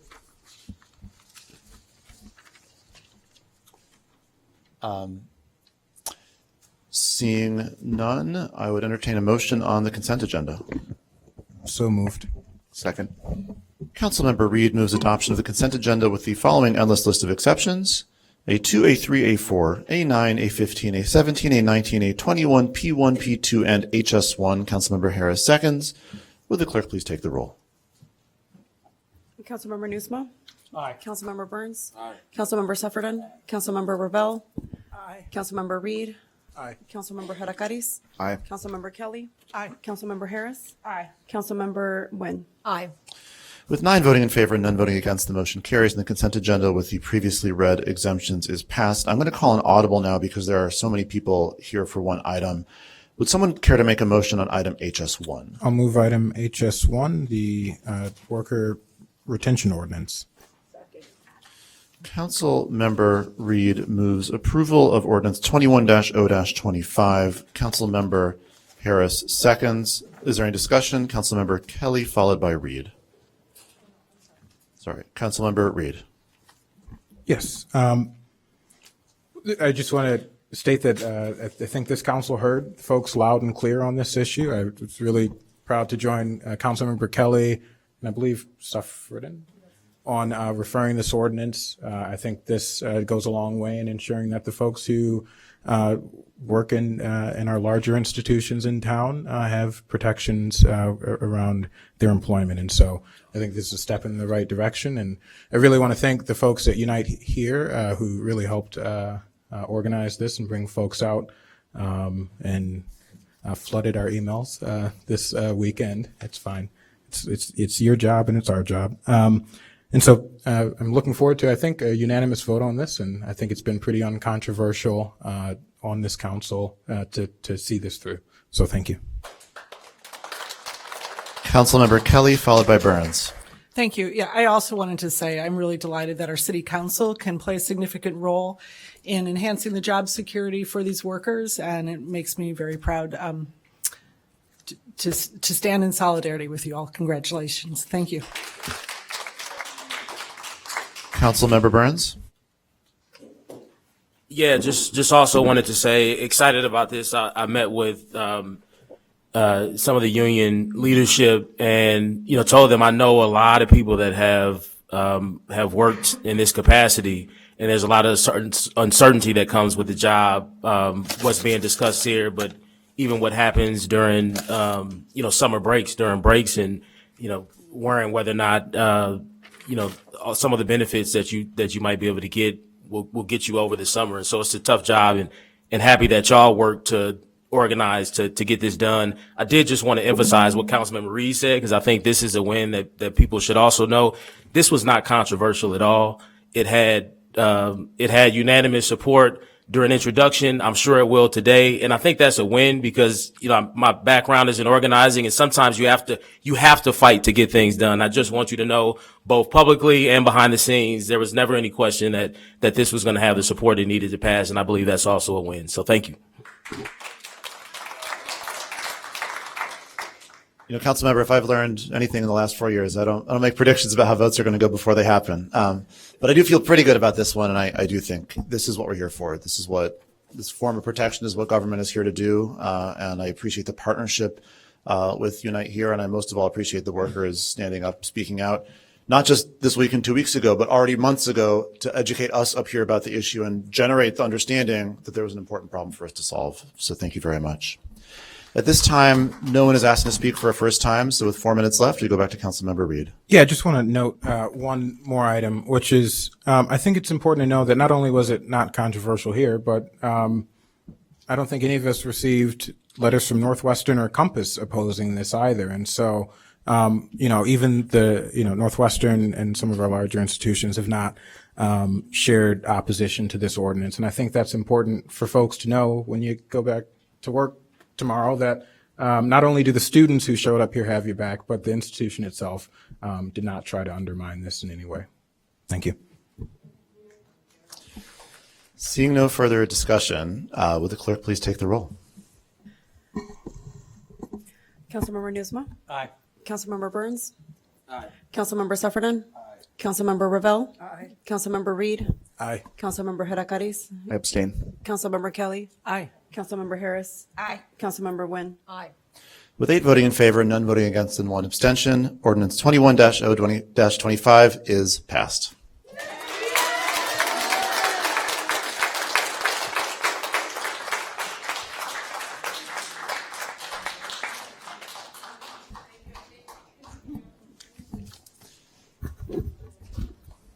We now return to the regularly scheduled order of events for the evening.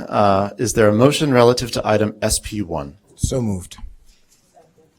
Councilmember Reed moves that we discuss the future of 2100 Ridge Avenue. Councilmember Harris seconds. I believe there's a staff presentation to begin.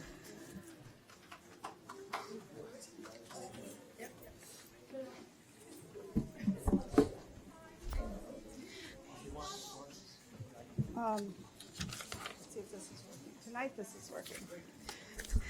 Members of the City Council, my name is Laura Biggs. I'm the city engineer, and I'm here tonight to provide some background for a discussion on how we want to proceed regarding 2100 Ridge Avenue.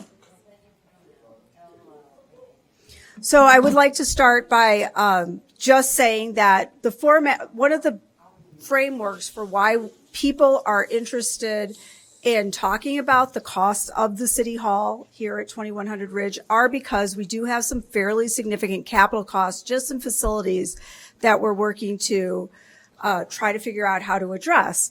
And while there has been some conversation about is 70 million or 90 million or however many million the right number for the rehabilitation and renovation of 2100 Ridge as a city hall, that in fact the city has gotten 3 different consultants to provide 3 different estimates over a 25-year period. And so we're fairly certain that that number is north of $50 million at a minimum.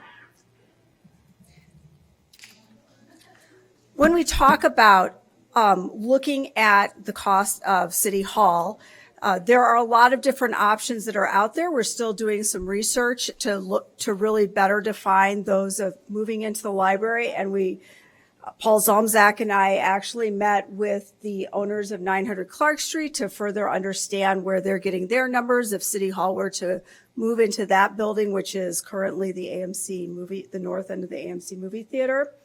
So we're working to define those. But what we know is that we do have a lease in a downtown space at 909 Davis, and the costs for that are pretty well defined. So when we look at a 20-year life cycle, we see that the costs for leasing at 909 Davis are significantly less than renovating this building.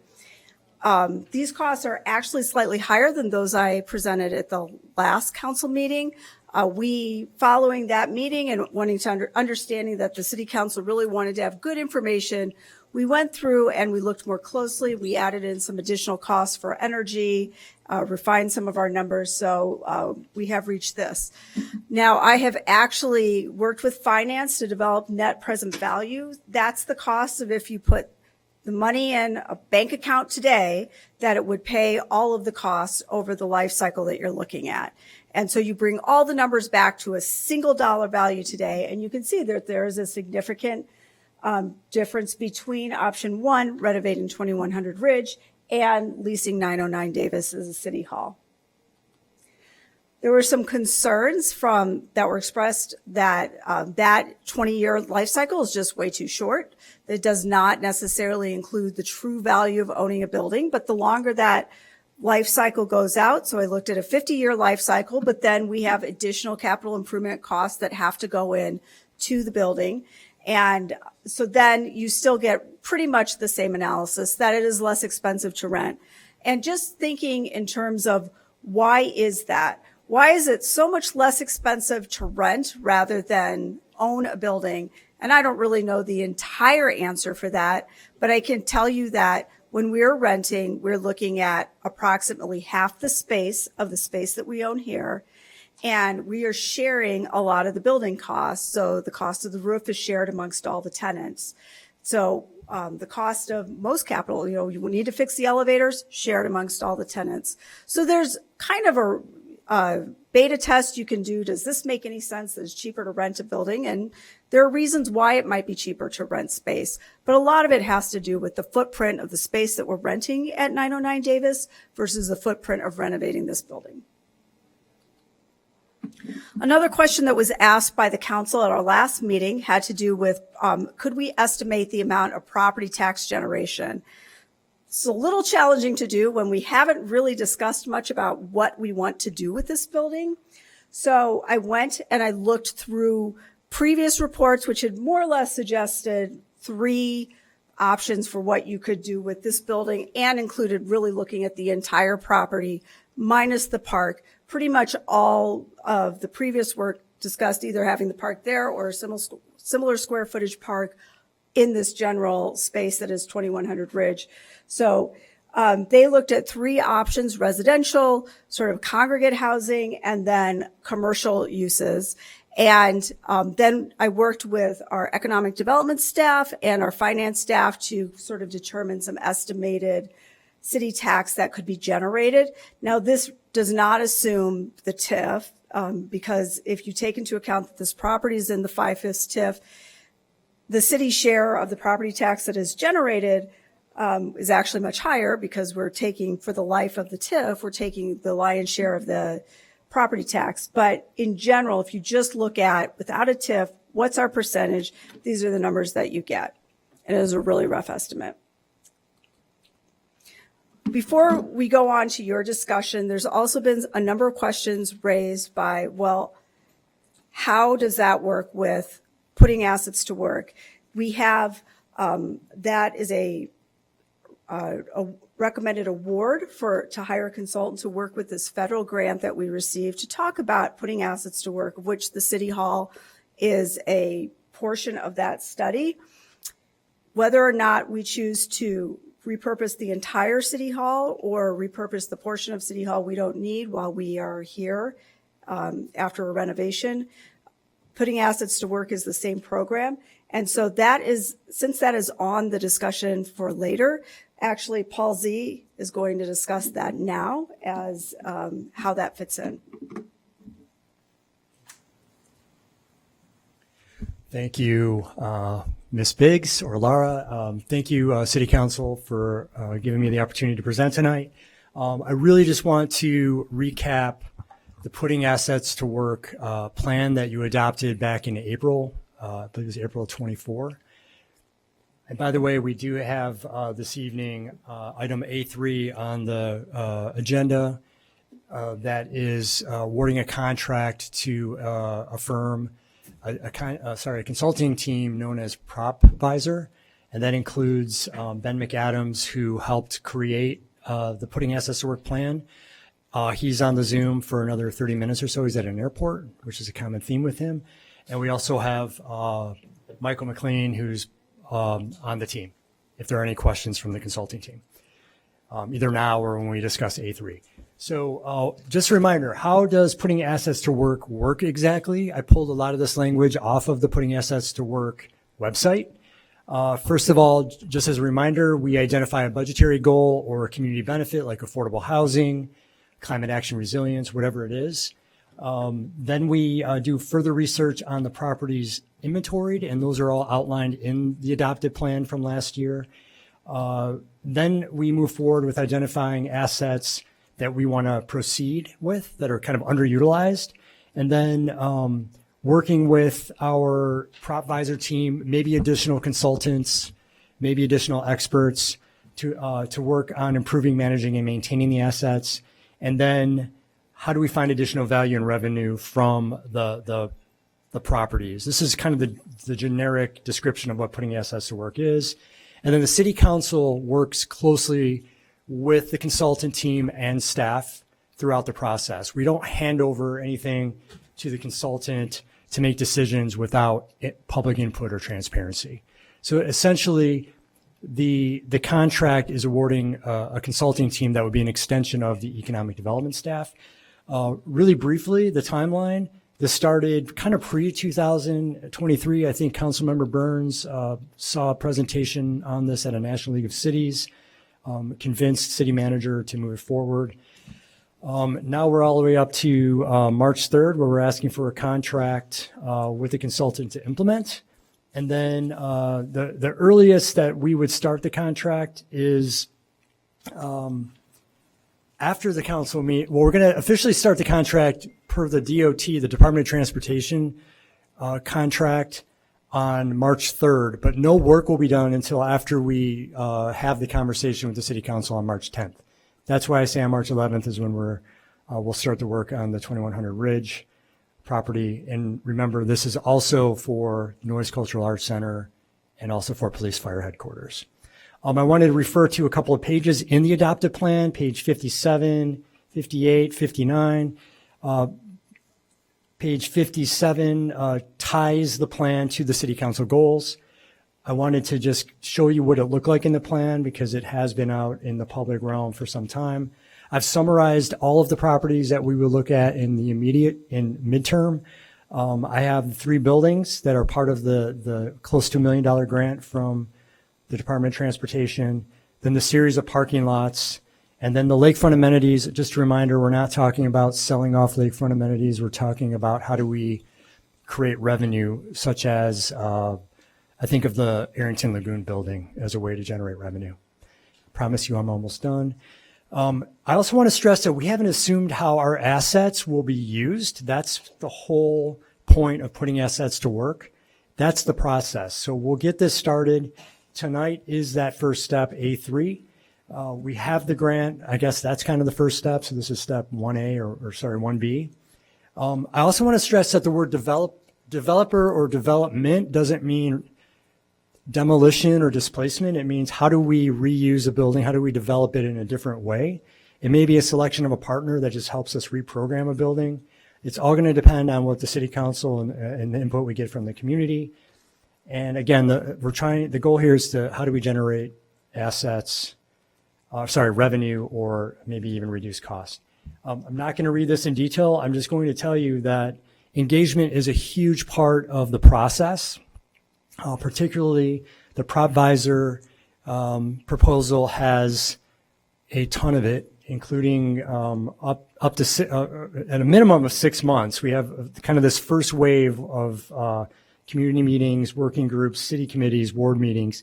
We'll get the city council's input on what they would like to see that be. It's refined. There's a I'm going to guess it's kind of a trademarked system called crowdsourced placemaking, where we do some online collaboration. We're trying to get out to as many people as possible. I think we're going to see a very different community engagement process. But you can see, based on the proposal and based on my summary, that this is going to go into the fall at a minimum for engagement.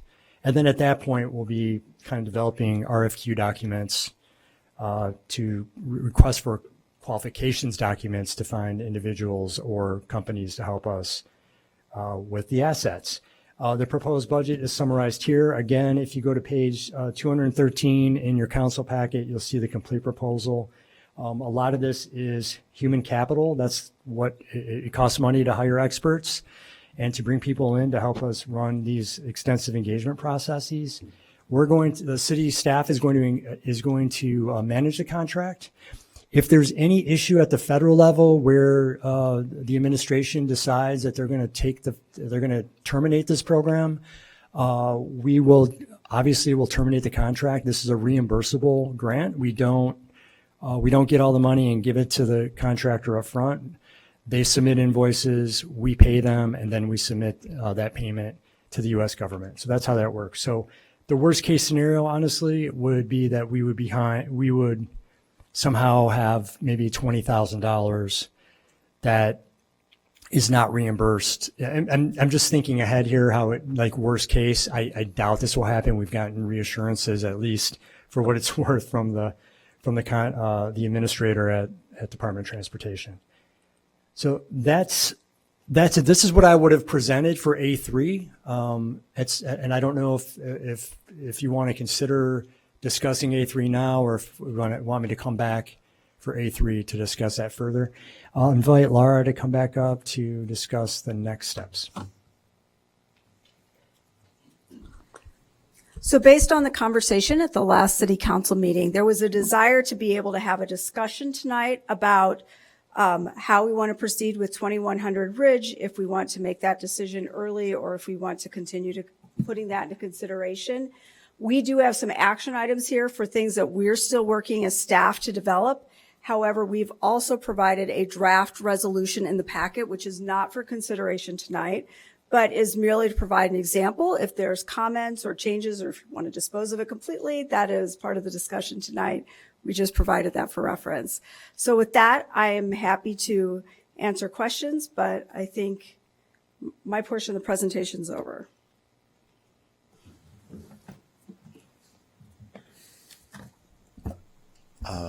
Is someone willing to be the first person to flip their switch?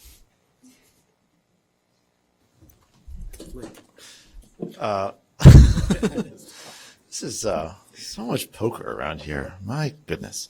I think what happened was Councilmember Nieuwsma followed by Suffredin followed by Burns. I'm assuming Councilmember Reed, your light is not on yet? Okay. So that's Nieuwsma followed by Suffredin followed by Burns.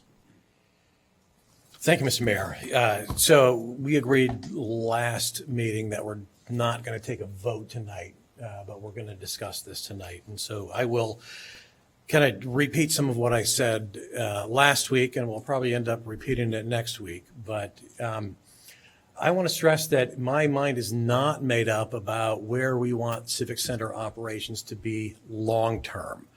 We still need additional information, and I'm looking at the library possibility as something certainly worth pursuing, but it's too early to make a call about that being the most viable option. What I think we do know, at least I have enough information about, as of our last meeting, is to conclude that it just doesn't make sense to plan on even the possibility of moving back to 2100 Ridge.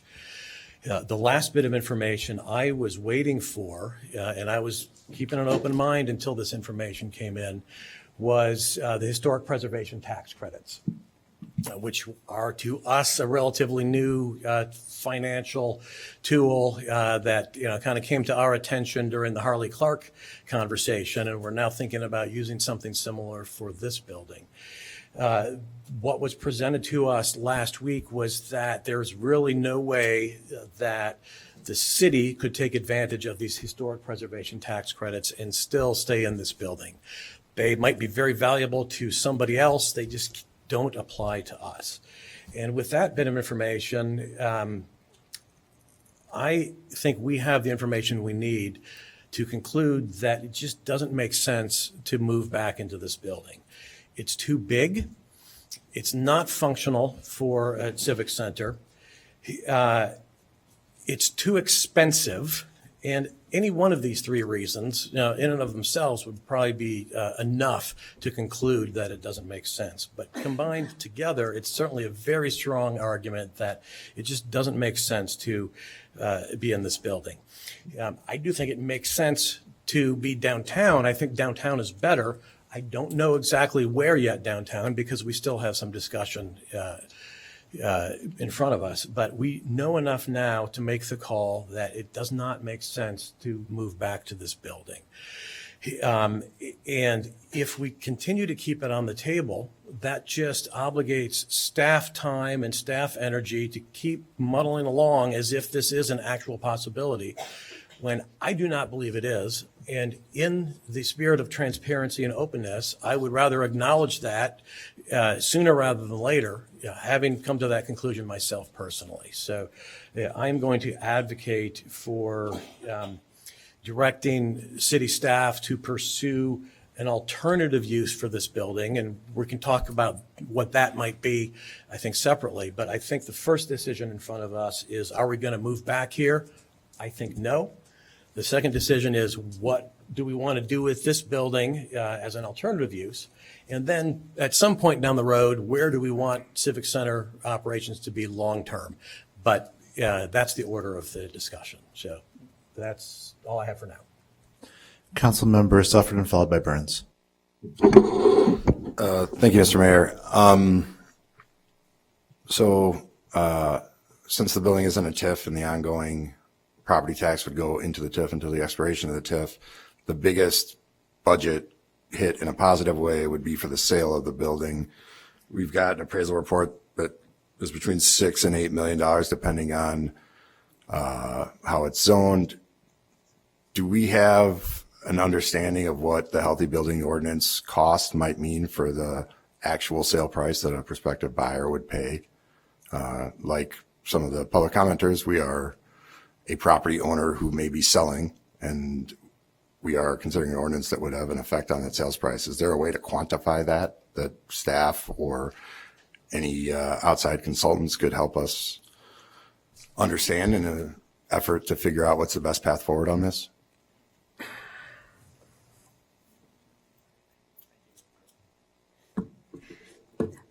It's difficult to say how would a thing that is not been done before impact property values in this community for a building that we haven't put on the market ever.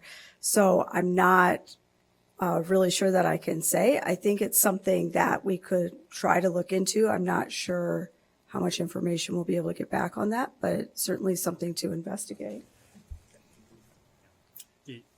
Councilmember, the only thing I would add to what Laura said is to kind of get at the root of your question, which I think is like you're trying to understand like how the sale of the property will potentially impact the TIF and how it could generate. No. That's not my question. So I want to understand. Sorry. No. Okay. Right. So what I'm right, and jump in and correct me if I'm wrong. Okay. The property's located in a TIF. Yes. So if it's sold and it generates property tax, that money would go into the TIF, not citywide. So the citywide benefit for the disposition of this asset will largely be the sales price. Is that's fair, or do you have that? Well, no. So the sale price is a quick cash infusion, right? We love those, and we Those are spend nice, them right? quickly. And and remember the building systems, Lara Biggs has talked about how they need to be completely redone anyway, right? So I think that's factored into the price of the value of the building.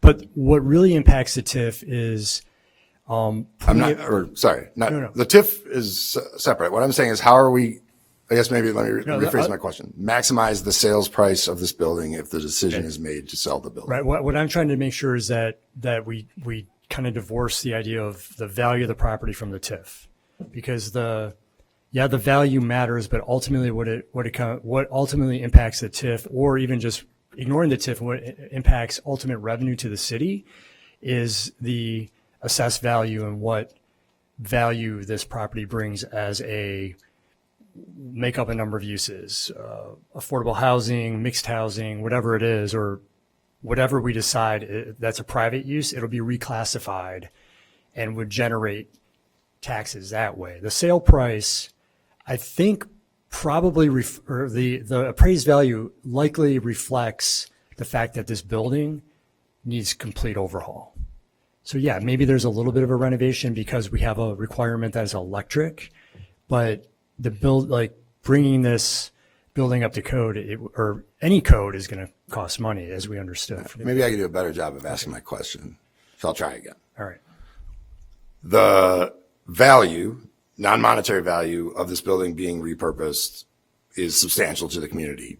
New residents, existing Evanston residents have a new place to live, alternative options for people who may have been priced out of other existing things. There's value there. Mm-hmm. But from a straight money perspective, the city has an asset that we can sell one time. Mm-hmm. We'd like to sell it for the most possible money.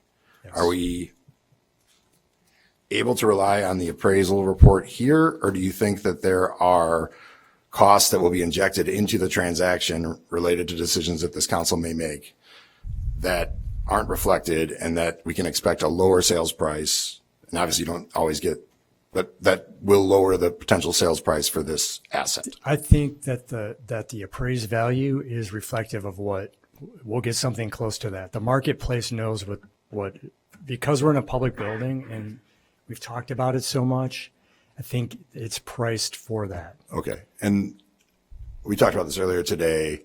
What we would be selling is this building, not Ingram Park, correct? Correct. The parking facility, like everything that's pavers, would be part of the sale? Yes. And then everything fronting Ridge? The parcel that's subject to sale, if that's what we end up doing, or ground leasing, or whatever it ends up happening, is Ridge, Leonard, Simpson parking lot in the boundary of Ingram. Okay. And again, like, this is maybe one step ahead of where we are, because we're just talking about the future of the building for municipal use, but obviously if we're not going to move back in, selling it is what is the most likely outcome. Sure. Do we know what we might owe the state of Illinois for open space grants that were provided for the garden on the northeast corner of the property? Yeah, I mean, we would definitely have to do that research over at the corner of Leonard and Ridge. Leonard and Ridge, yeah. Right. I mean, I just want to make sure, because I think it was going to become apparent as we look at all of our assets that selling this building is probably the thing that would make the most sense. But in order to explain that to the community, we have to have a real understanding of what the financial gain would be. And I think there's probably more coming out of that bucket than we're accounting for necessarily at this point. That doesn't mean that it's not going to be done by the time we get to the bottom line, but I think that the sale price of this building will be offset by having to potentially give the state money back, taking a diminished price. Although, to your point, any buyer was going to have to redo all the mechanicals.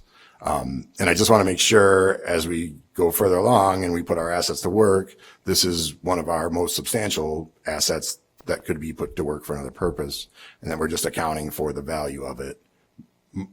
Money value. I mean, I see there's value, community value, and other uses for this property, but I just want to make sure that we do that as we go forward and make this decision. All right, thank you. Laura, did I make sense, or is there? Yes, I understood the question better the more you talked.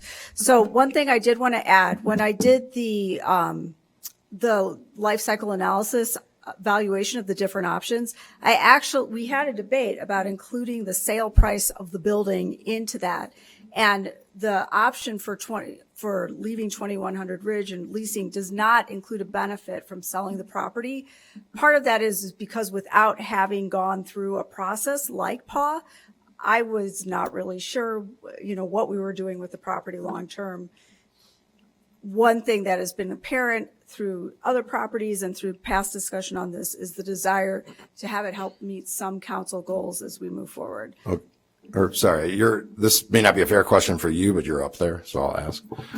Do you know what the landmark application that was submitted, I believe, or the letter that was read, or the direction we're going with the landmarking, does that include the auxiliary building that includes a housing unit? Or does that just include this building? I am not certain. Okay. This building, though, is already on the National Historic Register, and landmarking it may have an impact on what can be done, but most of the impact is by putting it on the National Historic Register.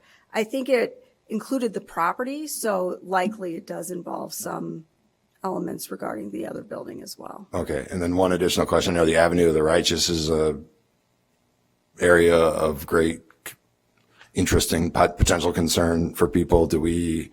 I'm not asking us if we have a plan right now, but will we have a plan to figure out where that fits into any potential reuse of this building? Do you mind if I jump in there? Oh, sure. Sorry, I've had outreach from leaders in the Jewish community who have interest in that question. And actually, at this time, the ball's in their court just to kind of formulate more of their kind of thoughts, but those discussions are ongoing. Okay. And I guess since you're Laura now, as it relates to the garden, is there a similar organization or group that has particular interest in ownership of that? That may be more of an Eleanor thing. I don't know, but I think it's clear that the likely outcome will be a sale of this building.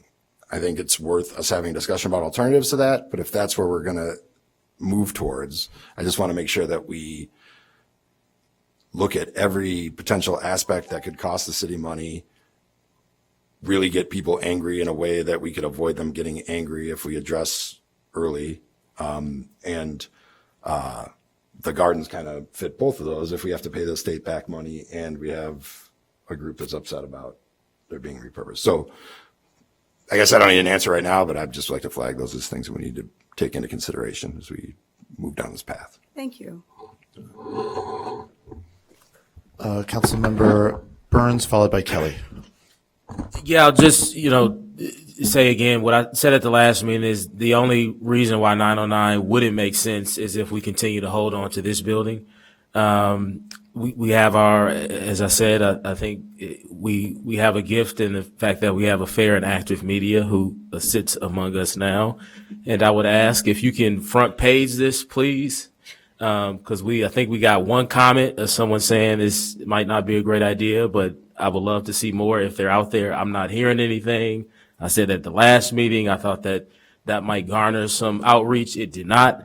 And I think what's happening is, because I've talked to people about this, is that we're using all types of public facilities different, in particular civic centers, because of online options, other options besides coming into a civic center. I mentioned before, we're also seeing that in banking. Less people are going into bank branches as there are other options. I think we'll continue to see that. If you're out there and you really want to hang on to this building, would love to hear why, because at the next meeting, what I don't want to hear is, oh, well, we still don't have enough public engagement. Cause I think, what was it, 400? We had 400 responses from our outreach around this issue. Was that right? We had two different surveys, and one had approximately 750 and the other had a little over 750. We got two meetings where I think at least 2 meetings where it's going to be discussed. We've had one person, I think, 4 where was four listening sessions. Outside of all of that, Oh. I think up here we're saying we're going to have at least 2 more meetings on this.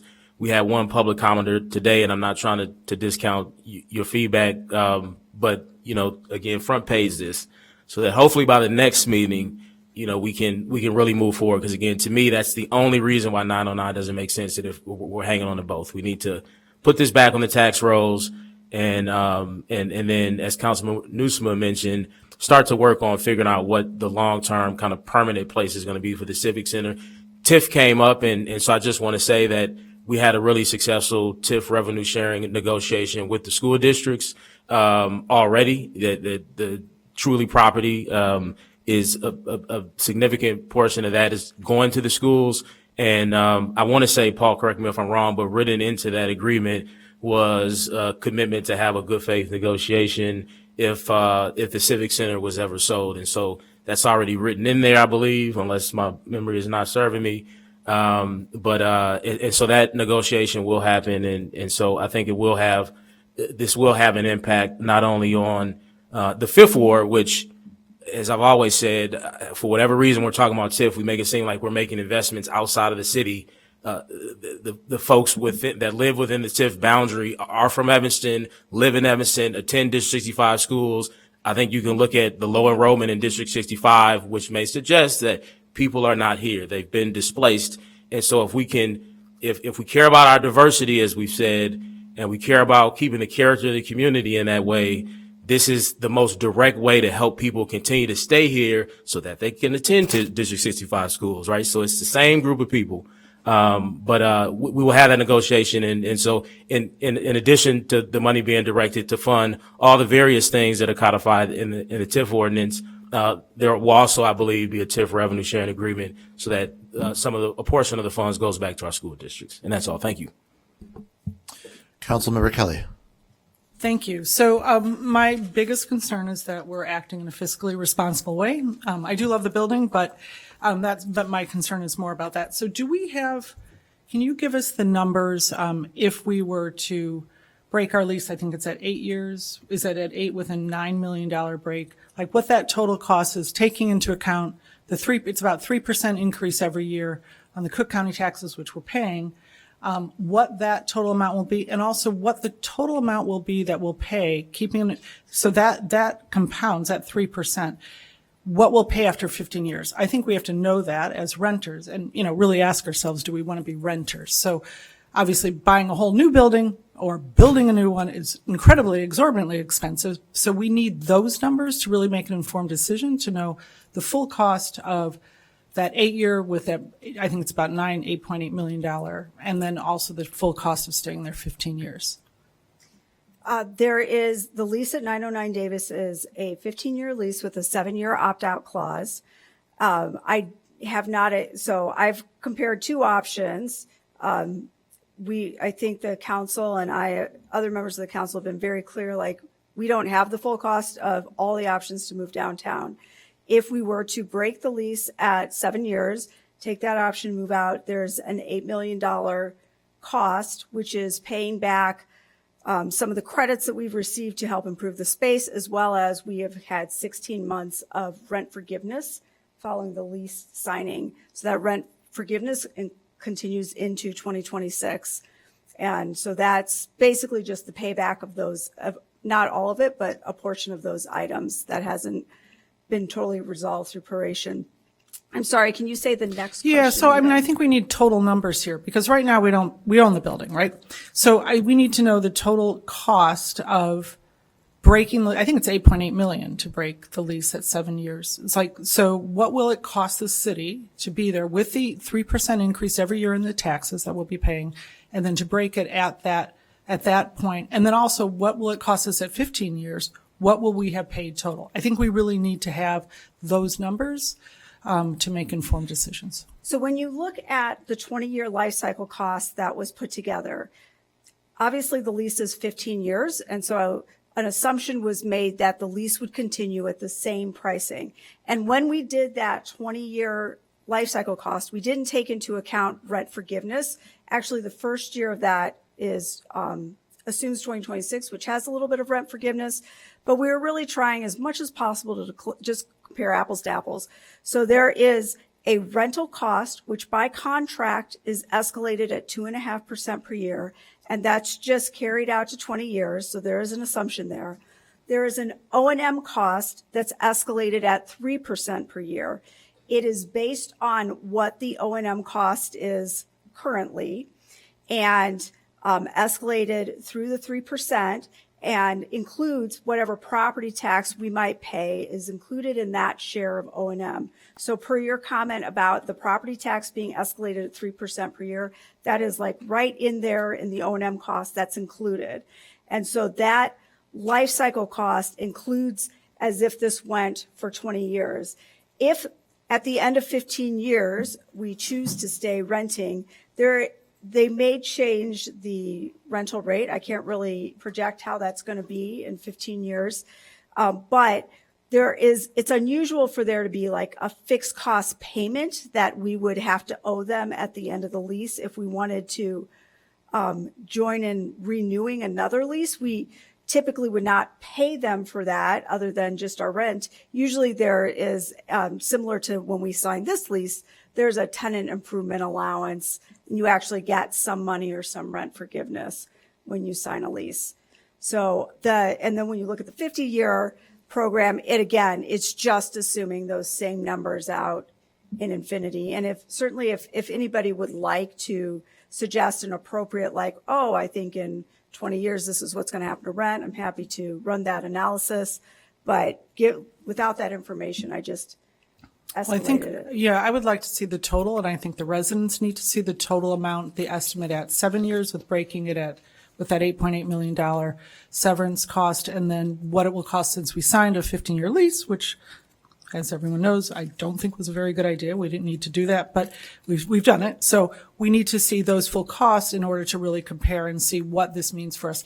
I also, I've shared with everybody. Oh, by the way, I do want to mention that I do support the landmarking designation. I think that's great. I appreciate the Preservation Commission. I think that will help to rehabilitate and help us achieve our goals as a city. So I think that's great. They're moving forward on that.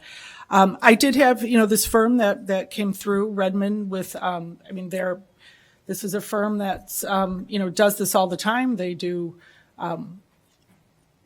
build outs. So their estimate on what's needed is about, and I think you all got that chart, a line item of that. It's about $25 million if they did everything, all the bells and whistles. And that was HVAC, plumbing, electrical, GC. It would be $40 million. So I am concerned that we're looking at numbers that are too high for what really needs to be done, that we haven't had a chance yet to look at the numbers of just what we need to be done. And instead it's, like I said, it's pretty much a full gut rehab.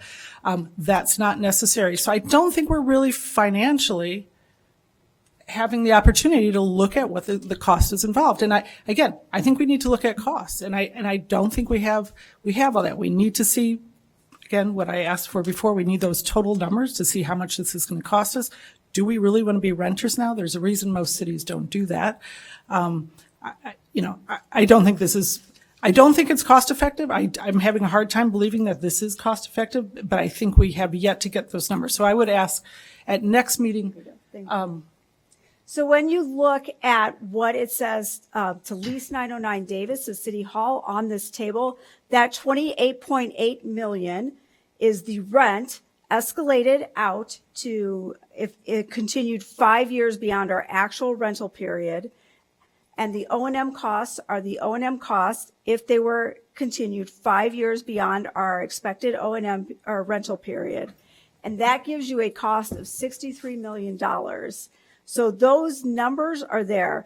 Now, in terms of breaking the lease or doing the opt-out at 7 years, it's not included in just leasing, which it would be included in the other options. And so when we get the pricing for option 3 and option 4, that's when we would be including the cost to leave 909 Davis as part of the cost to moving into another facility. So that the O&M, where's the tax rolled into? The tax is rolled into the O&M costs. Okay, so if we could get that for the next meeting, the total estimate on breaking the lease at 7 years. It's $8.8 million. And I know that's what we have to pay, and this is with an estimate of a 3% increase every year, right, on taxes? Yes. Okay. So I think we're still, have yet to see again what the cost would be for just the work that's needed here. So I really don't think we're making a fiscally informed decision until we see those numbers just on what's needed. And so I don't think it's, as high as what we've seen. Many people in the field are kind of shocked by the numbers. So I am concerned that we're going to end up being renters, and I don't really think that's what a city should be doing, is renting its facilities. And so, so I also think that there's a lot more to be discussed, like the Garden of the Righteous. I think, will some of that parking lot be available for the park, for Ingram Park? I think there's just so many questions that, Jonathan, I'm not sure why you're so hell-bent on rushing this, but it certainly isn't the way to proceed. I think we should hold maybe a series of 3 town halls designated just to that, where we all have a chance to hear and listen to residents, and we announce it and we put it on the front so that residents aren't upset and don't feel like, this is being shoved through again very quickly like other things that have been shoved through. So I would ask that we proceed in that way. I think we still need some other numbers and a lot of questions that have yet to be, that we should decide, that we should get answered before we decide, yes, we're out of here. I would just caution you against using the Redmond estimate as is.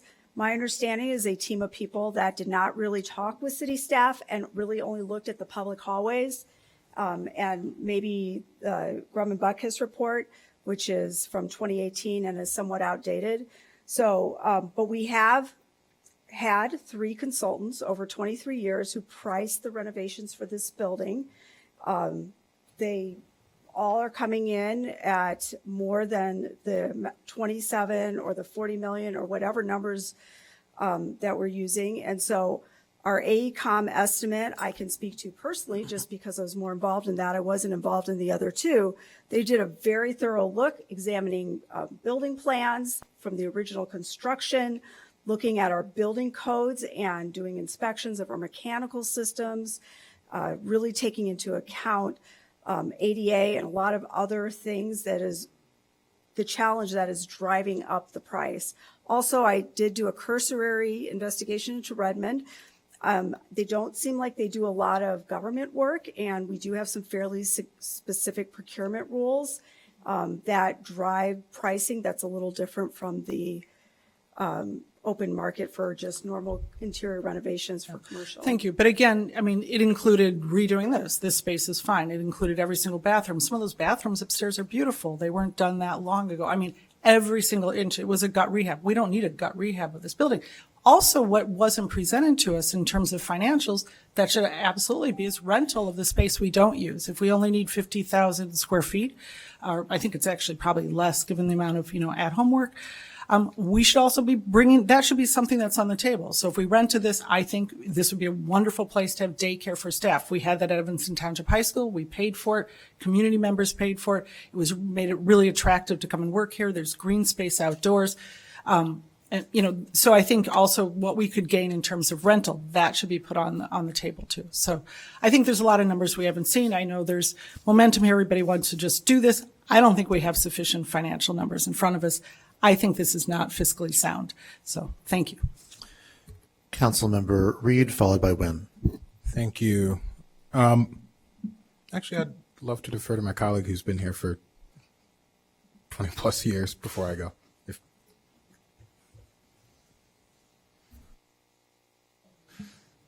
Councilmember Wynn. All right, thank you. I have been here for all of this time, and I've been here for each of those studies, and each of those studies have indicated similar things, actually, with accelerating issues as the ADA issues have become more serious and as the delayed maintenance has gotten worse. And each of those studies has indicated that this is too much space. Even at 20 years ago, this is too much space. It's really inefficient office space. For any of us who worked in an efficient office, you can recognize that there's a lot of space that's devoted to hallways, and the way that people are grouped together isn't naturally how you would necessarily group people who should work together. And the cost has always been getting more and more prohibitive. And now we see these numbers, and even if we stayed at 909 days, so for a 15-year period of time, the city of Evanston is a renter. That's not the end of the world. It still puts 200 city employees in our downtown, immediately adjacent to multiple forms of transportation, in efficient office space. You know, all three of those reasons are really important reasons. And then on top of it, to stay here is $50 million more over the course of 20 years. How can we, in our fiduciary capacities, decide that we're going to spend $50 million more of taxpayer dollars to stay in this building when we have other alternatives? And if we stay in 909 for the whole 15 years, that will bring us up to 2040, when we will have fully paid off our pension obligations. And so then we have the option of much greater ability to build a new civic center at that point. So when you think of the life of the city, 15 years is relatively short, a short amount of time to think about being a renter, and an opportunity for us to get our fiscal house in order, activate our downtown, provide whatever the really creative uses that can be made of this space. I appreciated the letter that we got from the Preservation Commission this morning about all of the adaptive reuse possibilities of this building itself, and then the rest of the land, you know, that are here. We've seen the example of how when we own a parcel of land, we control our destiny about affordable housing on it, and there's lots of opportunity here to do that and still maintain green space, and then let someone who specializes in readapting buildings like this take on this monumental task. But that's not what we should be doing now. We should be saving the $50 million over the next 20 years and applying it to all of the other things on our list. That is lengthy. And so, you know, I just keep thinking there isn't any, I would be hard pressed to imagine that there aren't people who've paid attention to the discussions here in any way, because I certainly have talked about this in my ward meetings many times, that does not, the reason why we have not heard an uproar from people is because they recognize that it's time for us to leave this building, and that the option of moving downtown makes a lot of sense. And if you look at the history of when the council first had the Doyle report, the discussion was the building is not a good space for acting as a civic center. You know, we got it for, I think, $1 or something, or some ridiculously low amount in the late 70s. And within 15 years, the city was already discussing about moving out. So we've used it well. We've exhausted it. I think we should move on now. Councilmember Reed? Yes. It was a worthwhile deferral on my part. So thank you for that, Councilmember Nguyen. I'll start with this. I've discussed the Civic Center move at ward meetings as well, and I happen to have the one resident who is maybe most invested in us staying here, Emily Guthrie, in the 8th Ward. So I have some residents who are really wanting to see us stay here and value this building. Then I have other residents who, and the vast majority of my residents, I'll say, that are fine with us moving downtown, excited to see us move downtown. You know, as was noted from folks, this bill, as I think the only person on the dais who does not own a car. This is not the most accessible building by public transit. And so excited to see us move downtown, and that means a whole lot for residents who rely on our public transit to get to this building and either attend meetings or utilize services. So I think there are great benefits. I mean, just, you look at the state of Illinois when they moved out of the Thompson Center.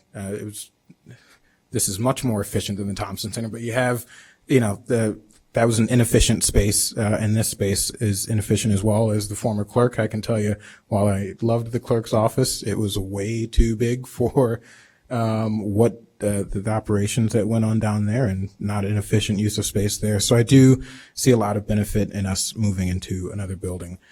I will say, I opposed the lease at 909 Davis. I do think that, as Councilmember Kelly said, that the city should not be renting, particularly at City Hall. I mean, if we were, state representative like Representative Gable, it makes sense that, an individual office like that rents a space because there's turnover, but we are the city of Evanston, and we will be here, hopefully, for a long time to come.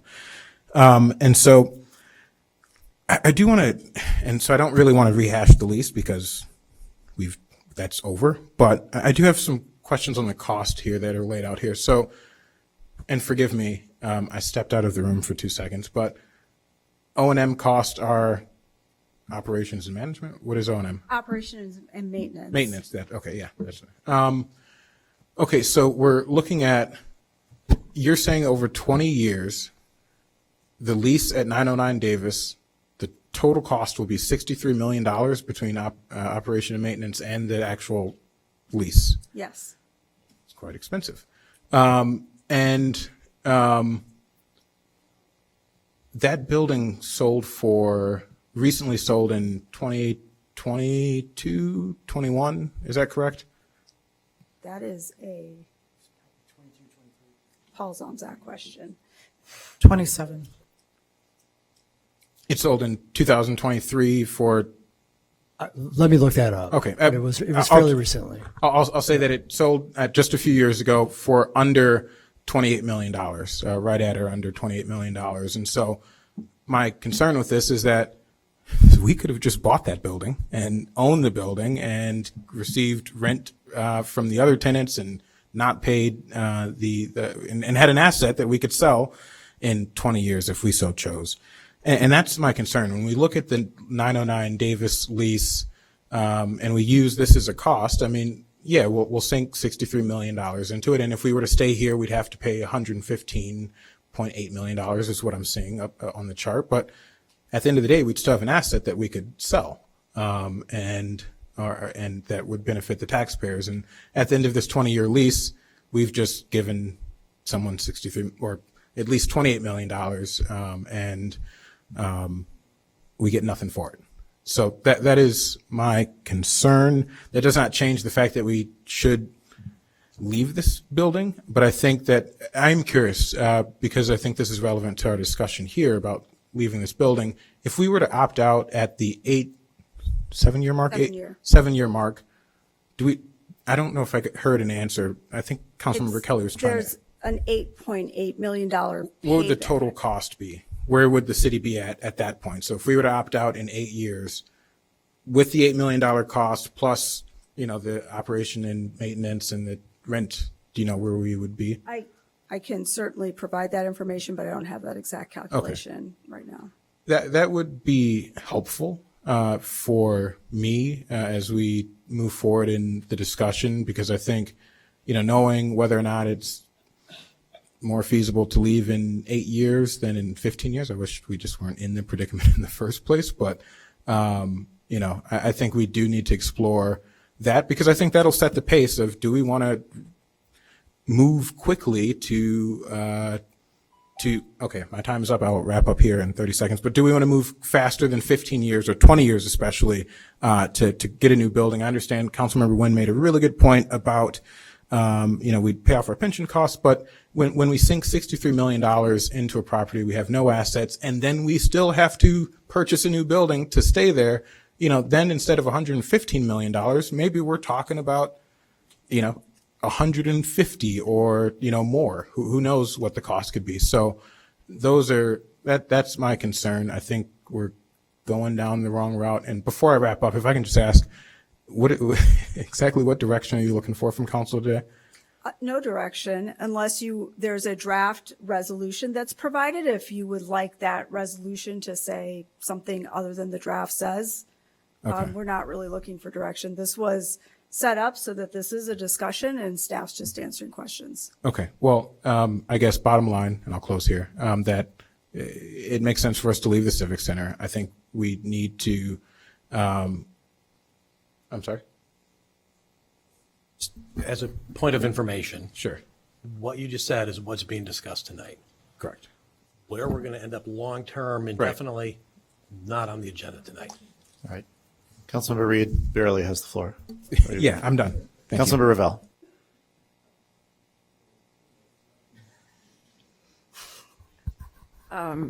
I mean, the lack of unison comments into one mic is a real lost opportunity for all of us, but the night is young. I guess I'd like to add to Councilmember Wynn's historical perspective. I was not on the council when there was a major discussion about what we should do about this building in whatever year that was.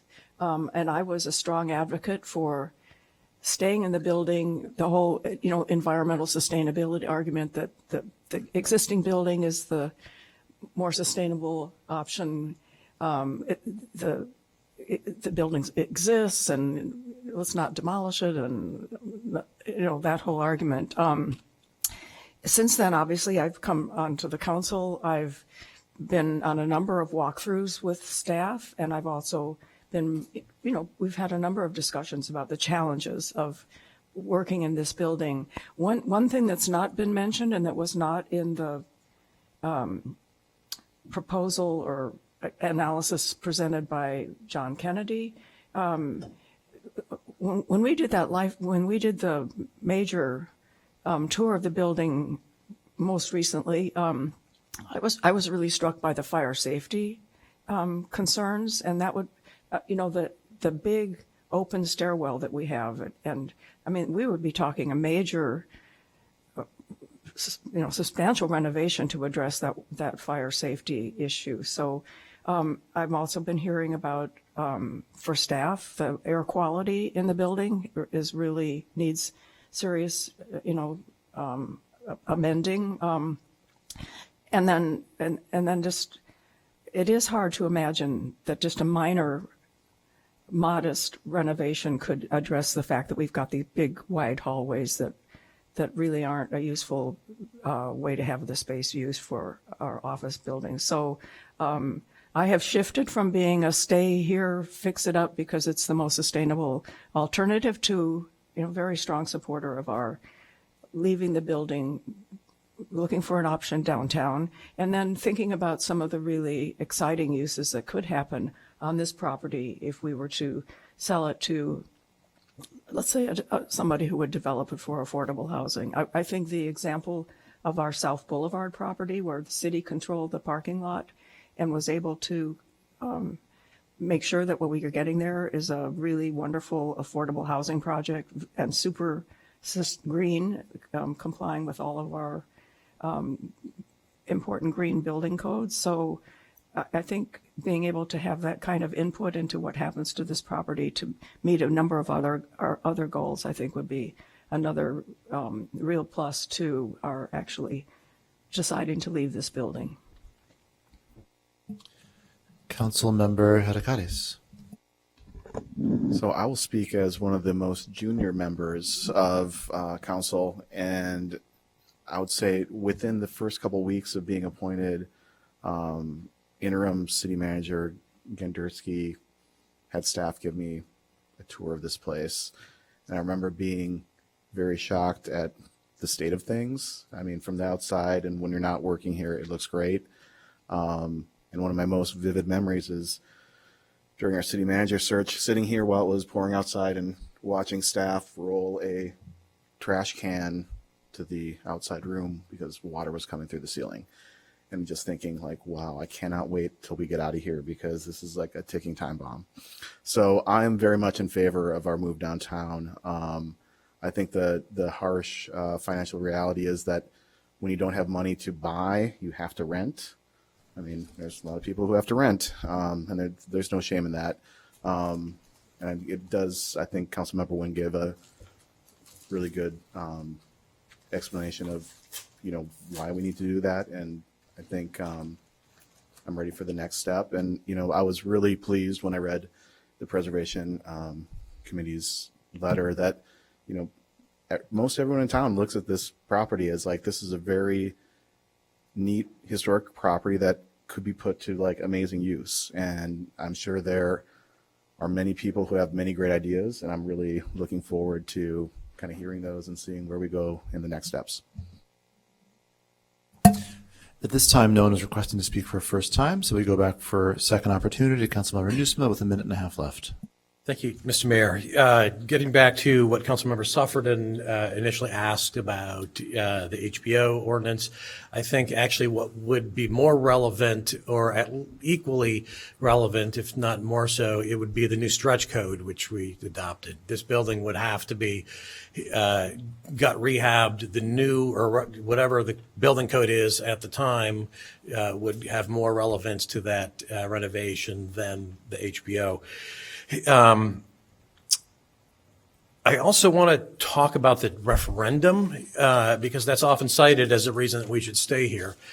And, I think the referendum is a reason it's taken us so long to get to this point, because as this council looks in the rearview mirror, we look back at the vote in 2007, that was 83% of those voting on the ballot item said we should stay here. And that has given us some pause, and that has made sure that we are doing our homework to make sure when and if we decide to move out of this building, it's for valid and legitimate and very good reasons.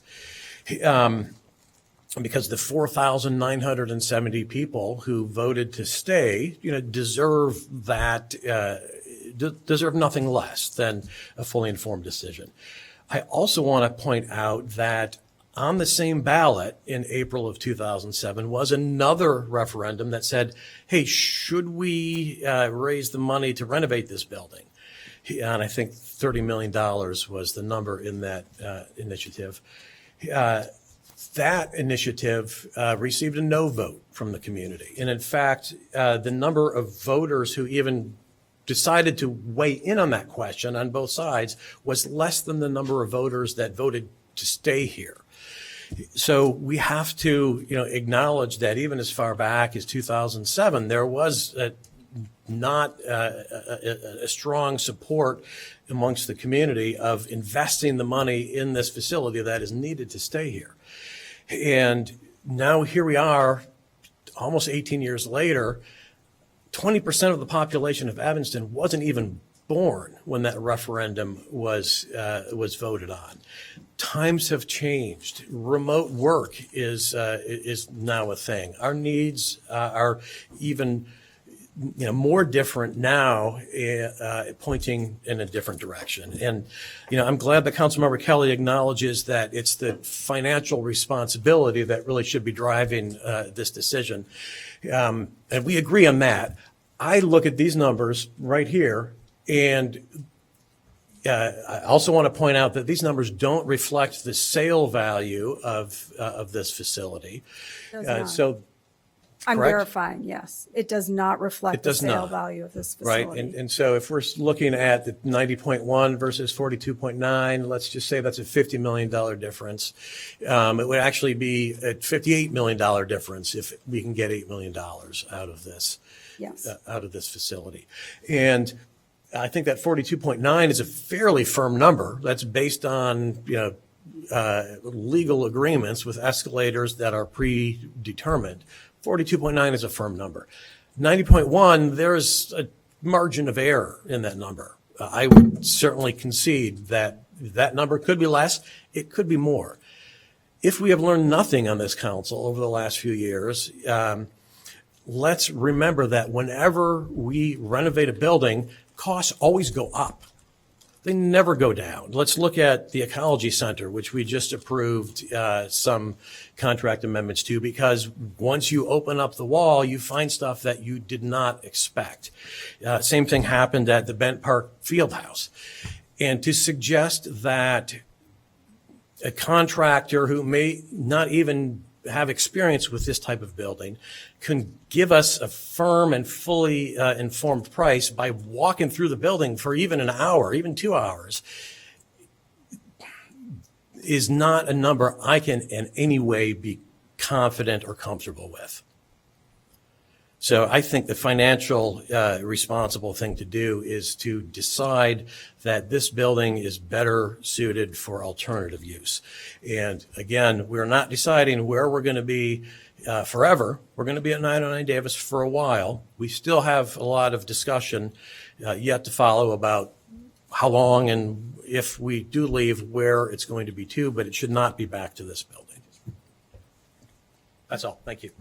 Thank you. Hold on 1 second. We'll stand at ease to make sure that, whoa, we'll ruin our computer. And that's a good segue to the technological difficulty we're occurring with the live stream. Another thing that requires a computer. We'll stand at ease for a moment to address the the manifold technological issues that are before us. All right, the City Council will come back to order. At this time, no one is requesting to speak for a first time, so we go back to Councilmember Kelly. Your time has expired, so try to keep your comments short, please. Sure. So I guess I had a questions, again, some of the costs, the gut rehab, which I don't mind what we do. I do like this building, but I'm fine if we, whatever we do, as long as we have accuracy in numbers, and I am very concerned about I think we simply can't afford what everybody here wants to do. So, so it mentions $37 million for structured parking lot as part of that big $115 million number. What is that?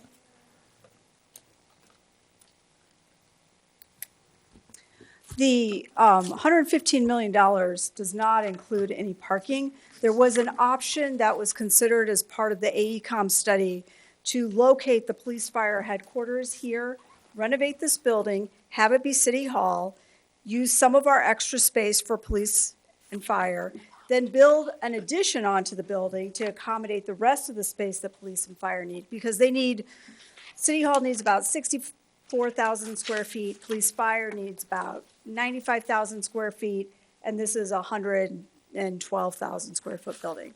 And then if we move police here, they have a lot of vehicles. They have personal vehicles, they have patrol vehicles, many, many vehicles. So then we need to have a parking deck in order to accommodate all these staff and police vehicles. Okay, so that $37 million is not including that.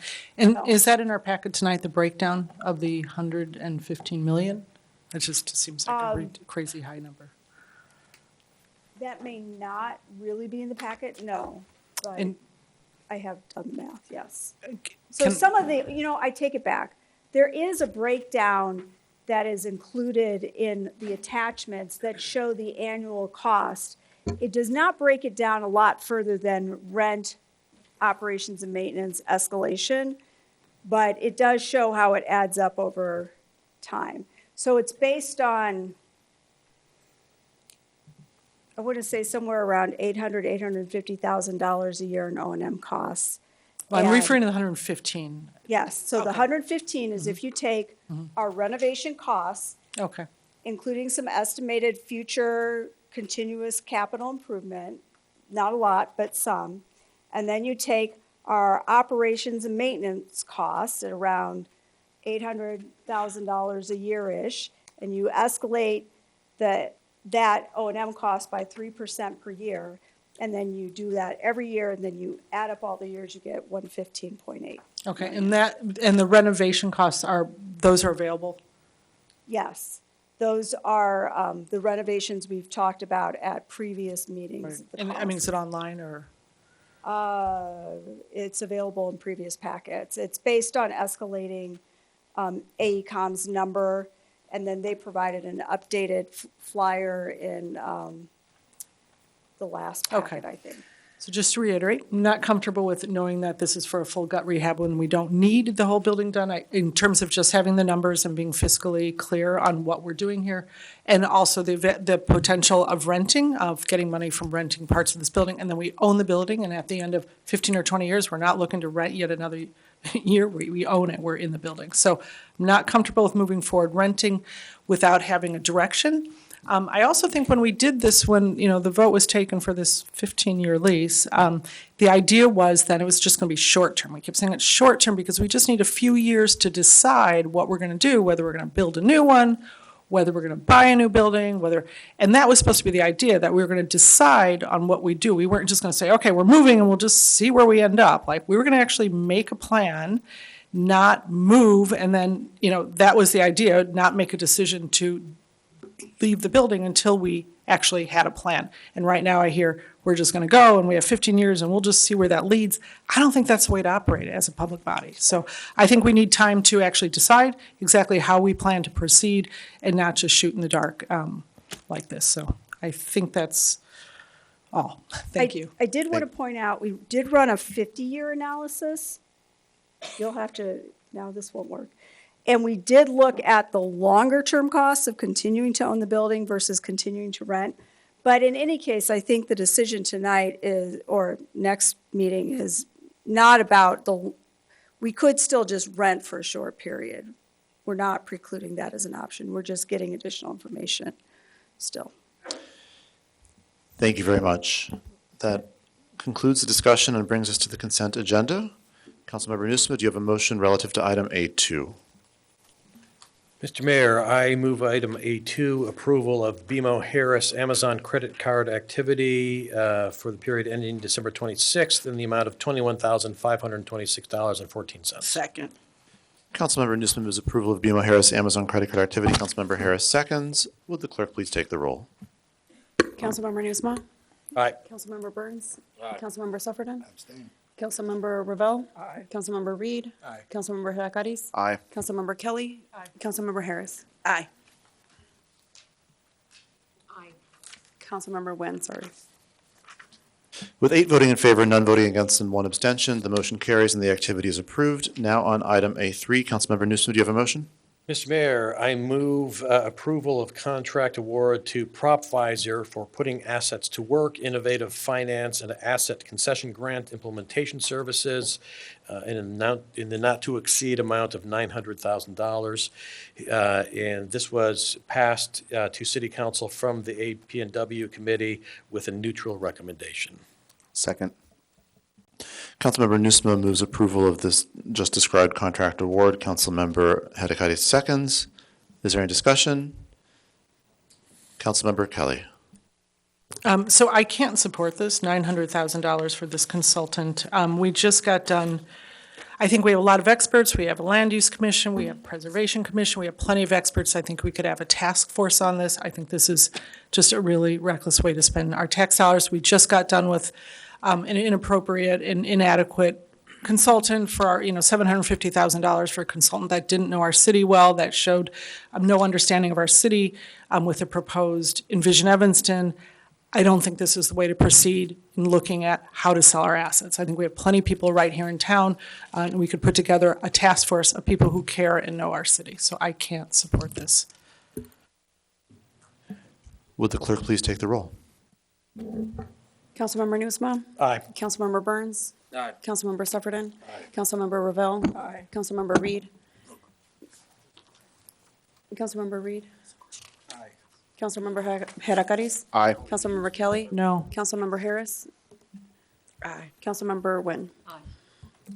With 8 voting in favor and 1 voting against, the motion carries and the contract award is approved. Now on item 8. Mayor, just real quick, if you wouldn't Councilmember mind. Burns? I want to just make sure, you were quick with calling the roll call, which I didn't want to disturb that, but I'm pretty sure the money is a grant that has to be used in this specific way.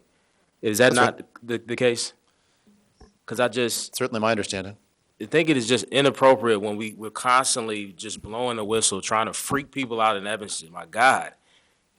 Please help us, Paul. Is this taxpayer money, or is this because it's federal money and we all pay into it, like what are we dealing with here? I thought this was a grant. I thought it had to be used for this intended purpose and that this was a good thing we were doing. Please help me figure that out. The short answer, it's a grant from the U.S. Department of Transportation to fund the analysis and community engagement process for transit-oriented developments within a half mile of transit stations. And we applied for the grant for the Civic Center, Noyes Cultural Arts Center, Police and Fire Headquarters. That grant was awarded by the U.S. Department of Transportation. If we don't follow the guidelines of that grant, that we don't get the money. So it's not an outlay of city money. Thank you, and thank you, Mayor. So if I may respond.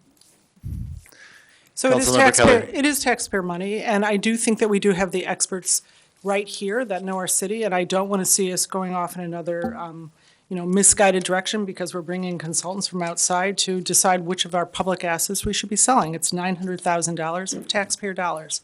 Thank you.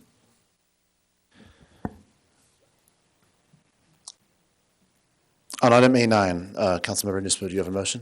Mr. Mayor, I move approval of single source agreement with Microsystems Incorporated for paper document digital conversion services for Public Works Agency in the not to exceed amount of $50,000. Second. Councilmember Nieuwsma moves approval of the single source agreement. Councilmember Reed seconds. Does someone want to make a motion, or was this amended? Councilmember Reed. There's an amendment that should be sent to everyone in 2 seconds. I think Or we may already have sent. gotten it. Oh, I think it was sent several hours okay. ago. Then I move that amendment. And that's it, Councilman. I mean, In the spirit of transparency, could you read through it or at least Stephanie summarize it? Mendoza. Amendment needed for item A9. This one. So the amendment specifically is to amend the not to exceed amount from $50,000 to $95,000. The motion has been made to amend in that regard by Councilmember Reed, but has not at this time been seconded. I will second. Councilmember Reed moves that this item be amended to change the contract limit from $50,000 to $95,000. Councilmember Nieuwsma seconds. And just to. Councilmember Reed. Thank you, sorry. This was an amendment requested by the clerk. Maybe just Clerk Mendoza, do you want to, since we've pulled this off in our. Yes, we had included the item to include documents that were in the Public Works Department for digitization, but we since found other documents that are important to be, that we consider important to be digitized for us to be able to access those documents remotely once they're in our document management system. So the amendment would allow us to go ahead and digitize everything that is in our Public Works Department, and we don't have any additional documents lingering, and us having the need to come back later for documents to be digitized. Thank you. Thank you. It's a small dollar amount, and it'll allow us to, as the clerk just said, completely digitize public work records. I think it makes sense, so I will support it. And I encourage my colleagues to. Will the clerk please take the roll on the motion to amend first? Councilmember Nieuwsma. Aye. Councilmember Burns. Aye. Councilmember Sufferton. Councilmember Ravel. Aye. Councilmember Reed. Aye. Councilmember Hedakaris. Aye. Councilmember Kelly. Aye. Councilmember Harris. Aye. Councilmember Nguyen. With 9 voting in favor and none voting against, the motion carries and the agreement is amended. Now that it has been amended, will the clerk please take the motion on the roll on the motion to approve? Councilmember Nieuwsma. Aye. Councilmember Burns. Aye. Councilmember Sufferton. Councilmember Ravel. Aye. Councilmember Reed. Aye. Councilmember Hedakaris. Aye. Councilmember Kelly. Aye. Councilmember Harris. Aye. Councilmember Nguyen. With 9 voting in favor and none voting against, the motion carries and the amended agreement is approved. Now on item A15, Councilmember Nieuwsma, do you have a motion? Mr. Mayor, I move item A15, which is Resolution 25R25, authorizing the city manager to execute an easement agreement with Northwestern University. Actually, let me suggest you may, if you're interested, I think that items A15 and 17 can travel together if you want to save a little bit of time. I will also add A17 to this motion. A17 is Resolution 27R25, similarly authorizing the city manager to execute an easement with Northwestern. Councilmember Nieuwsma moves adoption of resolutions 25-R-25 and 27-R-25. Councilmember Nguyen seconds. Seeing no discussion, would the clerk please take the roll? Councilmember Nieuwsma. Aye. Councilmember Burns. Councilmember Sufferton. Councilmember Ravel. Councilmember Reed. Aye. Councilmember Heracles. I abstain. Councilmember Kelly. Councilmember Harris. Councilmember Nguyen. With 8 voting in favor and none voting against and 1 abstention, the motion carries, and resolutions 25-R-25 and 27-R-25 are both adopted. Now on item A19, Councilmember Nieuwsma, do you have a motion? Mr. Mayor, I move approval of ordinance 1025, the Healthy Buildings Ordinance, amending City Code Section 4-22, Building Energy and Water Use Benchmarking, to incorporate building performance standards and creating Section 2-21. Second. Councilmember Nieuwsma moves approval of ordinance 1-0-25. Councilmember Reed seconds. Councilmember Nieuwsma. I believe staff has a presentation, so I ask Sustainability Coordinator Kara Pratt.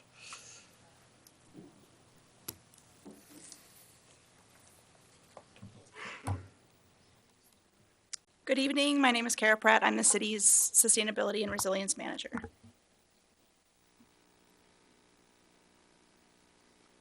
I have a very brief presentation that responds to some of the feedback we've received from stakeholders over the past several weeks. The Healthy Buildings Ordinance, as a reminder, requires that buildings over 20,000 square feet meet the following 3 performance metrics by 2050 or apply for alternative compliance. Those standards are that buildings must be energy efficient, which is measured by energy use intensity.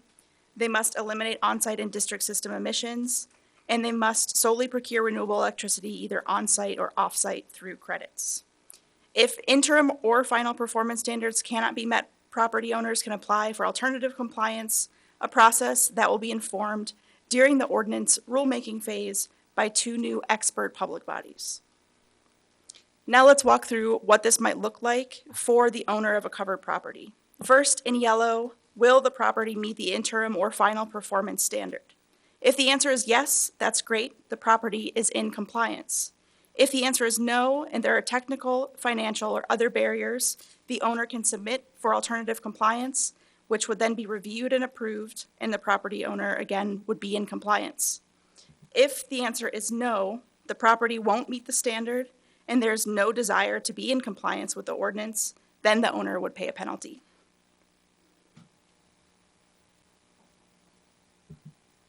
Here's an example of what a timeline adjustment might look like. In magenta, you see the building's performance over time, and in green is the on-site emission standard requirement. The property owner conducts an audit, say next year, and recognizes that they won't meet the first performance requirement, but they have a planned capital improvement and will be in compliance next time. So then the owner applies for alternative compliance, explaining the situation, explaining that delta between compliance and non-compliance. They explain the situation through that process, remain in compliance with the ordinance, even though their building does not meet one of the standards.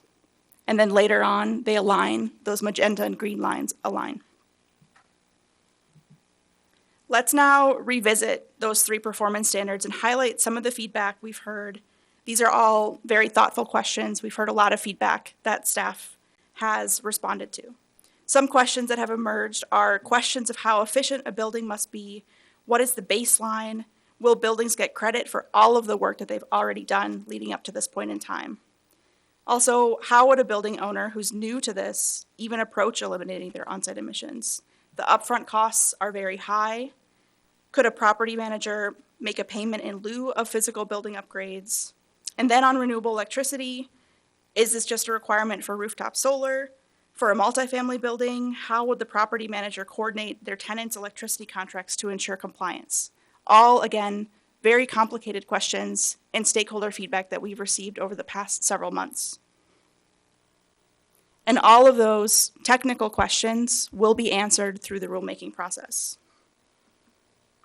All those questions in red from the previous slide would be addressed, again, during rulemaking, The new public bodies will provide guidance on establishing baselines, calculate interim and final efficiency standards for each property type, define criteria for equity prioritized buildings and renewable electricity standards, and establish the fine structure and the use of fine revenue.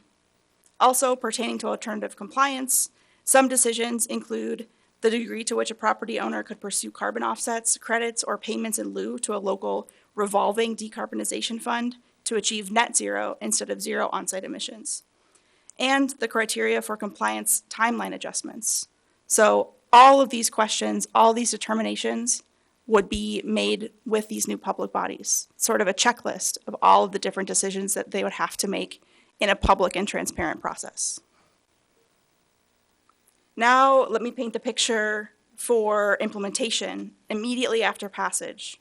The mayor and city council would ensure representation from all stakeholders, including building owners and equity prioritized buildings, by appointing members to the Healthy Buildings Accountability Board and Technical Committee. Stakeholders will apply to be on those boards and attend, or they could participate in meetings as non-members. Staff will facilitate these public bodies, guide the rulemaking process, provide support for audits, and continue to apply for outside funding. The Accountability Board will report back to City Council quarterly during the rulemaking process, and then annually after.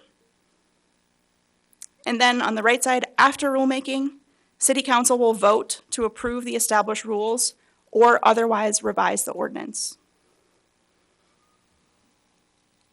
Again, the timeline of the Healthy Buildings Ordinance could be implemented as follows. Rulemaking could take place in 2025 and 2026. Benchmarking would continue annually, just like it happens now.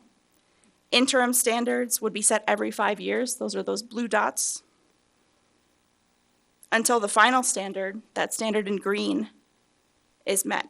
And again, the mechanism for reporting compliance to those standards is by submitting benchmarking data, which all of the covered properties already do and have been doing for several years. To aid in your discussion tonight, we put together this table that shows different stakeholders' percent of covered property emissions, percentage of total covered properties, and their contribution to the overall covered square footage in the city.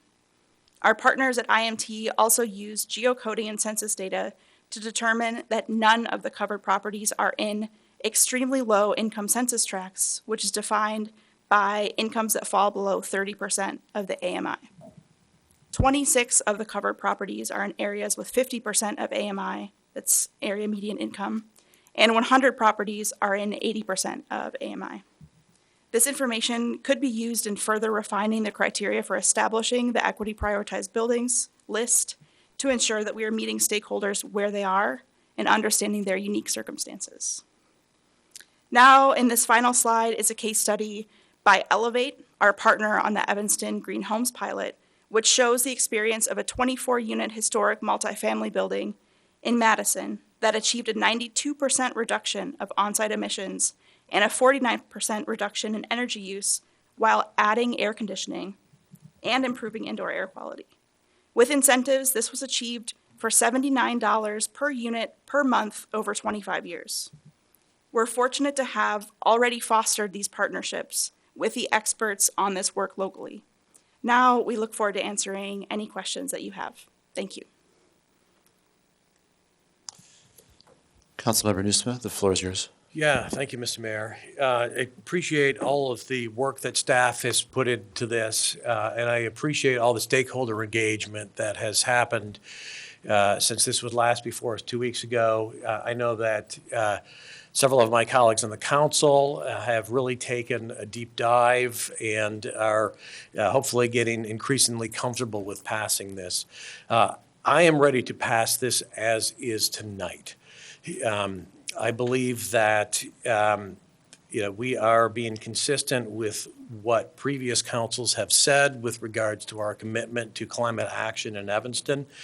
And hopefully that the additional engagement over the last couple weeks has reassured stakeholders that it is not the intent of this ordinance to force businesses out of business, to force tenants out of their apartments, to force major institutions into financial distress. It's important that the city plant the flag to say that we are going to work collaboratively as a community to get as far along as we can with reducing our community's carbon footprint. And establishing these technical committees, the technical committee and the accountability board, is the venue for having a stakeholder-informed discussion. It would not be appropriate for this council, even with the advice of professional staff, to say, hey, we think the number should be 45.2 EUI in 5 years, and maybe 42.1 EUI in 10 years. We need to have the building owners themselves and technical experts inform that conversation so that the rules we are asking building owners to comply with make realistic and feasible sense. They obey the laws of physics. They obey the realities of finance. I believe that we are at a place now, as the ordinance is currently drafted, to allow that to happen. So I know there's probably going to be a little bit more discussion this evening, and we'll see how that goes. I'm ready to go. Councilmember Suffredin, followed by Burns. Thank you. Kara, can you go back to the implementation slide? So stakeholders apply to be on boards. Who makes the decision on who is put on a board? Just like the board, committee, and commission process now, those would be recommended by the mayor and approved by city council. Okay, so the mayor makes the decision from the applicants and then city council approves them? Yes. And is there a contemplated composition of the board right now, or is it just stakeholders? I can pull up the part of the ordinance that Okay, describes. I mean, I'm not trying to put you on the spot. I don't know if we have that spelled out or if we're just looking at that. While you're doing that, I'll just talk in the background. No, it's not fair to ask you questions while you're doing that. So Sure. I can read from page 476 of our packet. So this is pertaining to the Healthy Buildings Accountability Board, that it shall consist of 7 members appointed by the mayor, subject to confirmation by the city council. At least 5 members of the board shall be residents of Evanston. Board members shall be appointed to 3-year terms, with some other details there, but getting into their expertise. Board members shall possess expertise in racial and social equity, housing, climate action, electrical engineering, mechanical engineering, district energy systems, affordability preservation, and/or environmental justice. They shall represent stakeholders, including but not limited to large covered properties and the public, nonprofit, and private sectors. so there's no carve out for a building owner, building manager, anything like that, those aren't designated. I mean, they could be based on the criteria, but it's not enumerated. Is that correct? That's correct. Okay. And when you said if a building cannot comply, they can explain, who do they explain to? The process now for alternative compliance pathway plans is that they're reviewed by the city manager or their designee with recommendations provided by the Healthy Buildings Accountability Board. And then if the decision that's made is not favorable to the applicant, then the decisions are appealable up that chain. So a decision by the city manager or their designee is appealable to the Healthy Buildings Accountability Board, which is then appealable to city council. Okay, so ultimately city council is the final arbiter of these types of circumstances. And Paula, I see you over there, we had this conversation. I'm not gonna make you get up and come up here, but I just have like a real fundamental statutory construction issue with doing the rules after we pass an ordinance on something this big. I appreciate the desire to pass this as is. I think something as substantial shouldn't be passed as is. And I also think there are going to be amendments thrown forward tonight. I appreciate that it's not the intent of the proponents of this to do certain things, but intent is meaningless when there's actual consequences. And I just have real concerns about the consequences for affordability. There's a balance that needs to be struck. I think that there's a high potential that will be years down the road, not necessarily many years, and realize that there's been a mistake. And I think that there is time and an appropriate structure to avoid those mistakes. And as much as I support the objectives here, I just don't understand the sequencing of doing rulemaking after passing an ordinance. So that's pretty much all I have, but I'll look forward to listening to what everyone says. But maybe if we're going to do amendments, we should get them out there now, or you're the boss of the meeting. But again, like if there's amendments, let's get them out there. I think substantially amending something this consequential demonstrates that we're trying to be there before we get there. But we should get the amendments out on the table if people want to do that. Councilmember Burns.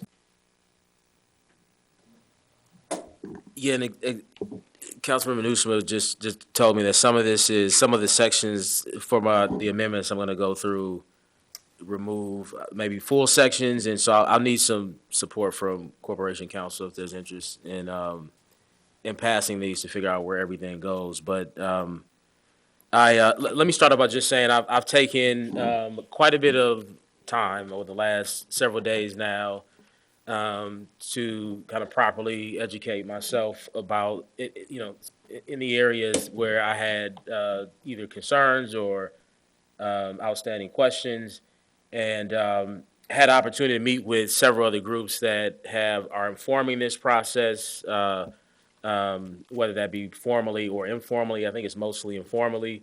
Have had an opportunity to meet with many of the building owners through what is the organization again? If I can quickly find it, I always forget the name.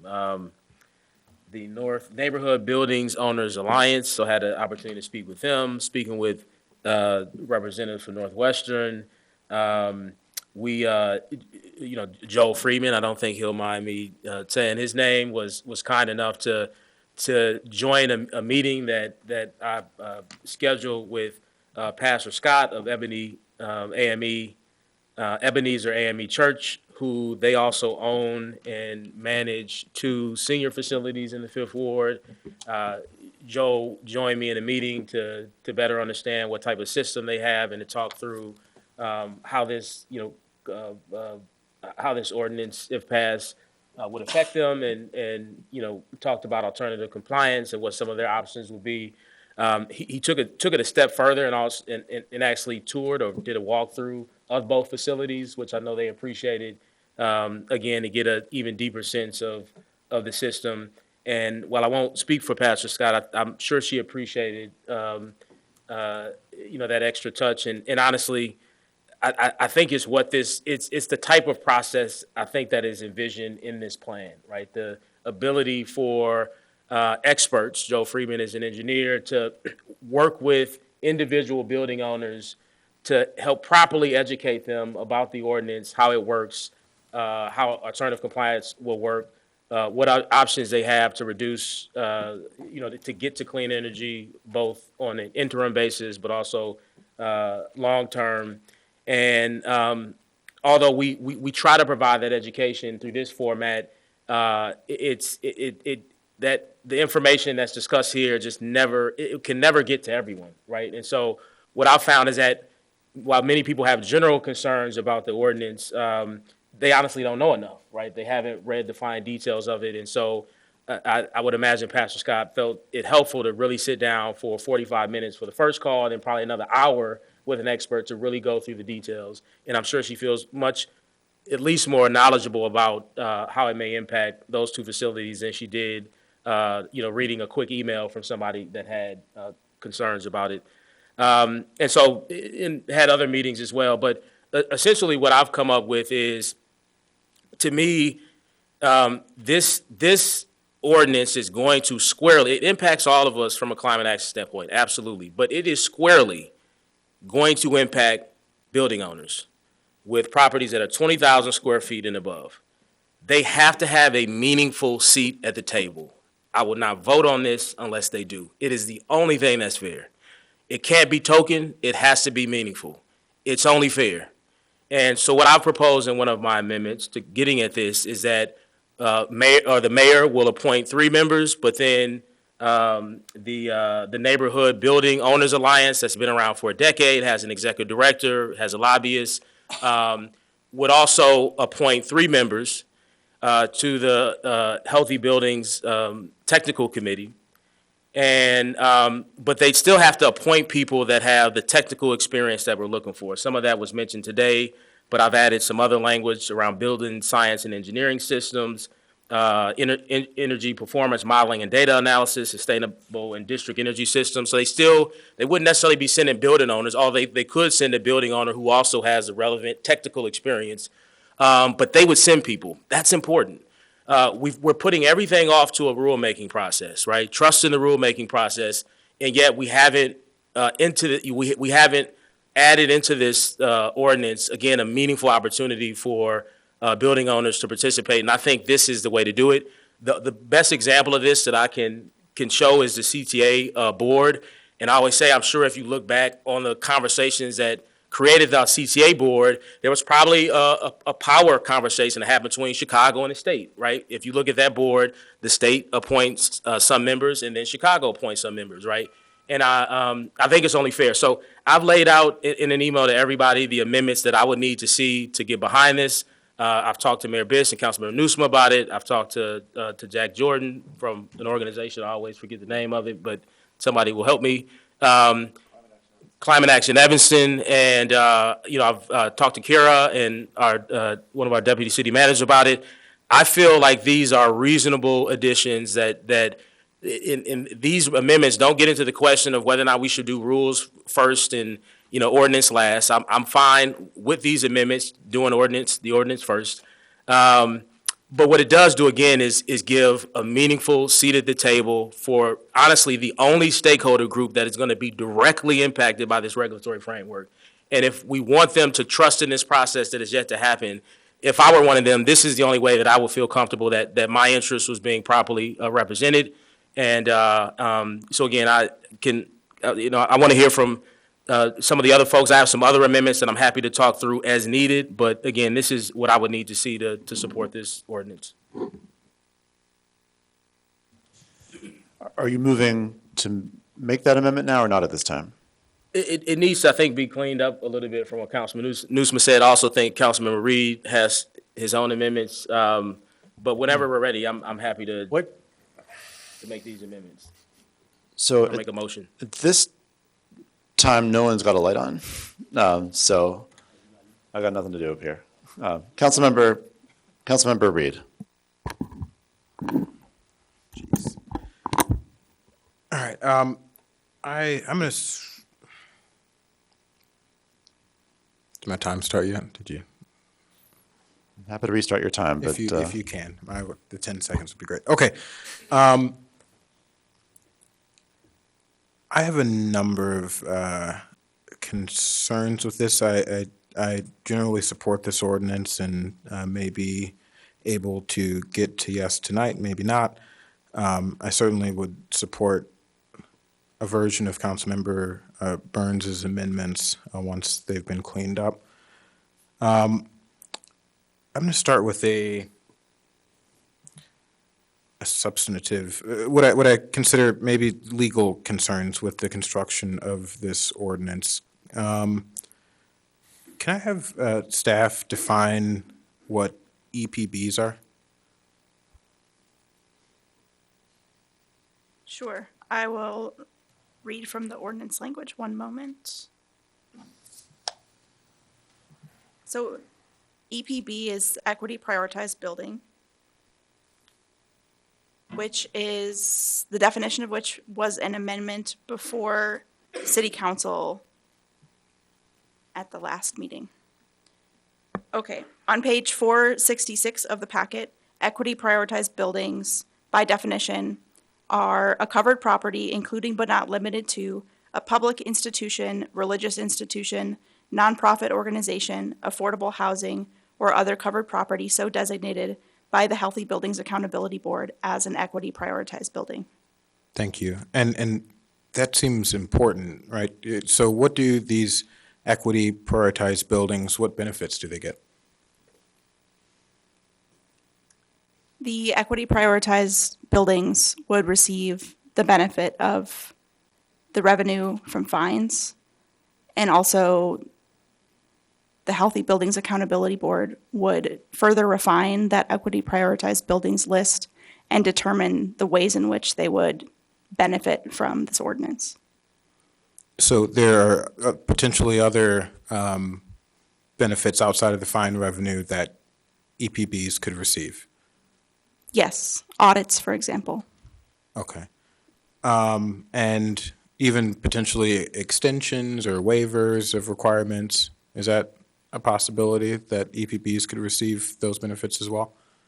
That would be at the discretion of the recommendations of the Healthy Buildings Accountability Board, and then those rules would be before City Council to approve. Maybe I'll ask the two kind of lead sponsors, if you will. What benefits do you imagine might come that HBAB would come up with for the EPBs? I mean, these are, again, affordable housing, local, nonprofit institutions, public institutions. What are we imagining? In addition to what? In addition to the fine revenue. In addition to what Ms. Yeah. Pratt said, I think these buildings would have kind of first cut at the grant. And I think their designation as an equity priority building would carry weight in an alternative compliance consideration. So then they'd have maybe special guidelines for alternative compliance. They're entitled to special guidelines. Anyone's entitled to special guidelines if they apply for alternative compliance. That's, that pathway is available to any building. If an EPB building applies for alternative compliance, I assume that would carry some weight with how the alternative compliance pathway is defined for that building, taking a little bit of the financial pressure off, for example. So they may have, what I'm hearing is they may have extensions to their, to meeting compliance. They may have lower requirements. They may have net zero requirements versus. They may have all of those things. We're getting a little bit ahead of ourselves because all of those questions would be answered definitively in the rulemaking process. But the, kind of generally stated, EPBs will, I think, have more flexibility and the burden, even less of, even especially when it comes to financial burden. Let me put it that way. Okay. And That's the intent. yeah, excluded or included in what the definition of EPBs are nonprofits. That's what was shared. Northwestern University is a nonprofit. Is that correct? That is correct. That's correct. So Northwestern would qualify as an EPB, and anything that we give to, I want to see through the Healthy Building Accountability Board, I want to see, we're defining EPBs for a reason. I want to see those EPBs receive meaningful benefits beyond just financial benefits to ensure that, one, we're not going to have, the city's not going to have the financial resources to cover all of this, all of the changes that will need to be made. So short of the federal government or the technology aligning, we're likely going to have to give them either waivers to reduce their requirement from zero on-site to net zero or to other standards. We may have to, there are a whole host of things we may have to do, or extend the timeline for them. The first benchmark is in 2031 or 2030? 2030 data that's reported in 2031. Okay, so the first guidelines, the first benchmark that they have to meet is in 2031. And so I would, there may be a need to exempt these EPBs or create, again, something specifically for them because there's a reason we're designating them EPBs. And I think with the definition of nonprofit, we'd be including Northwestern. And if we don't. As a point of information, if we could read that definition, and by my understanding, the definition allows nonprofits to be considered for EPBs, but doesn't necessarily mandate that every nonprofit achieve that status. Yeah, if I can.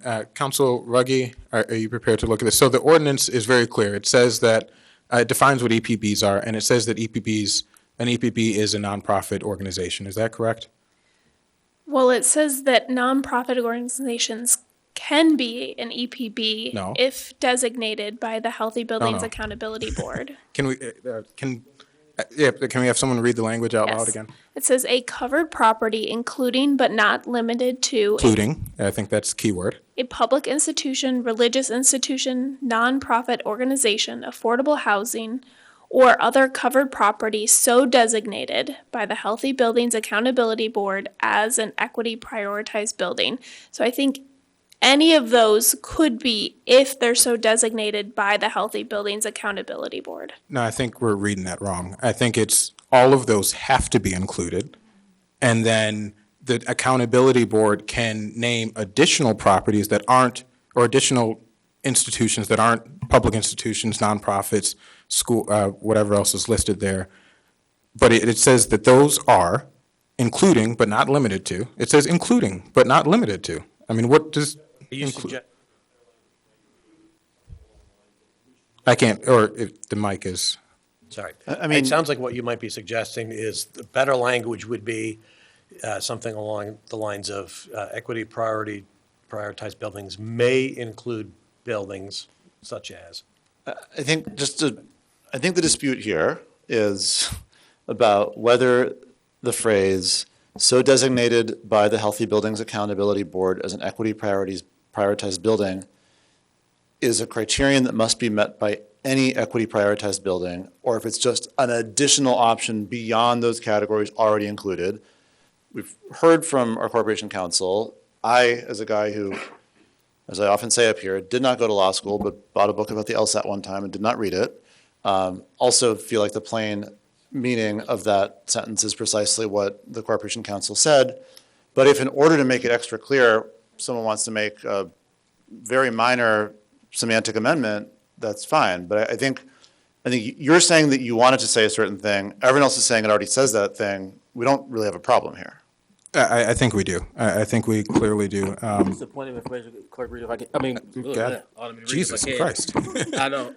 It's been 4 years. The reason why, if you could just, because basically what's happening here is he thinks. Hold on. No, don't explain because I don't want to be here going. all night. You're not a prosecutor. Just make the amendment so that the issue that you think Northwestern could challenge on can't be challenged. I don't want to be here all night, man. It's like you're trying to find an angle. You know exactly how this needs to be amended in order for this not to be challenged in court. Please do that. Respectfully, please. Your amendments. I'm asking for clarification from our legal department, and if she disagrees, then we're having a discussion. But and if my colleagues don't agree with me, I mean, we'll leave the language as is, and just like ranked choice voting and a whole host of other things, we'll have a legal challenge in a few years, and parts of this ordinance will either be struck down or we'll have an outcome where Northwestern gets benefits or other large institutions, not just Northwestern, get benefits that we don't want them to get. And I think it's important for all of us to understand this because we're writing a sloppy ordinance in some regard. And I'm sad that we're here. And so with that, I'm going to hold my remarks. And I think for tonight, I'm not ready to vote on this ordinance.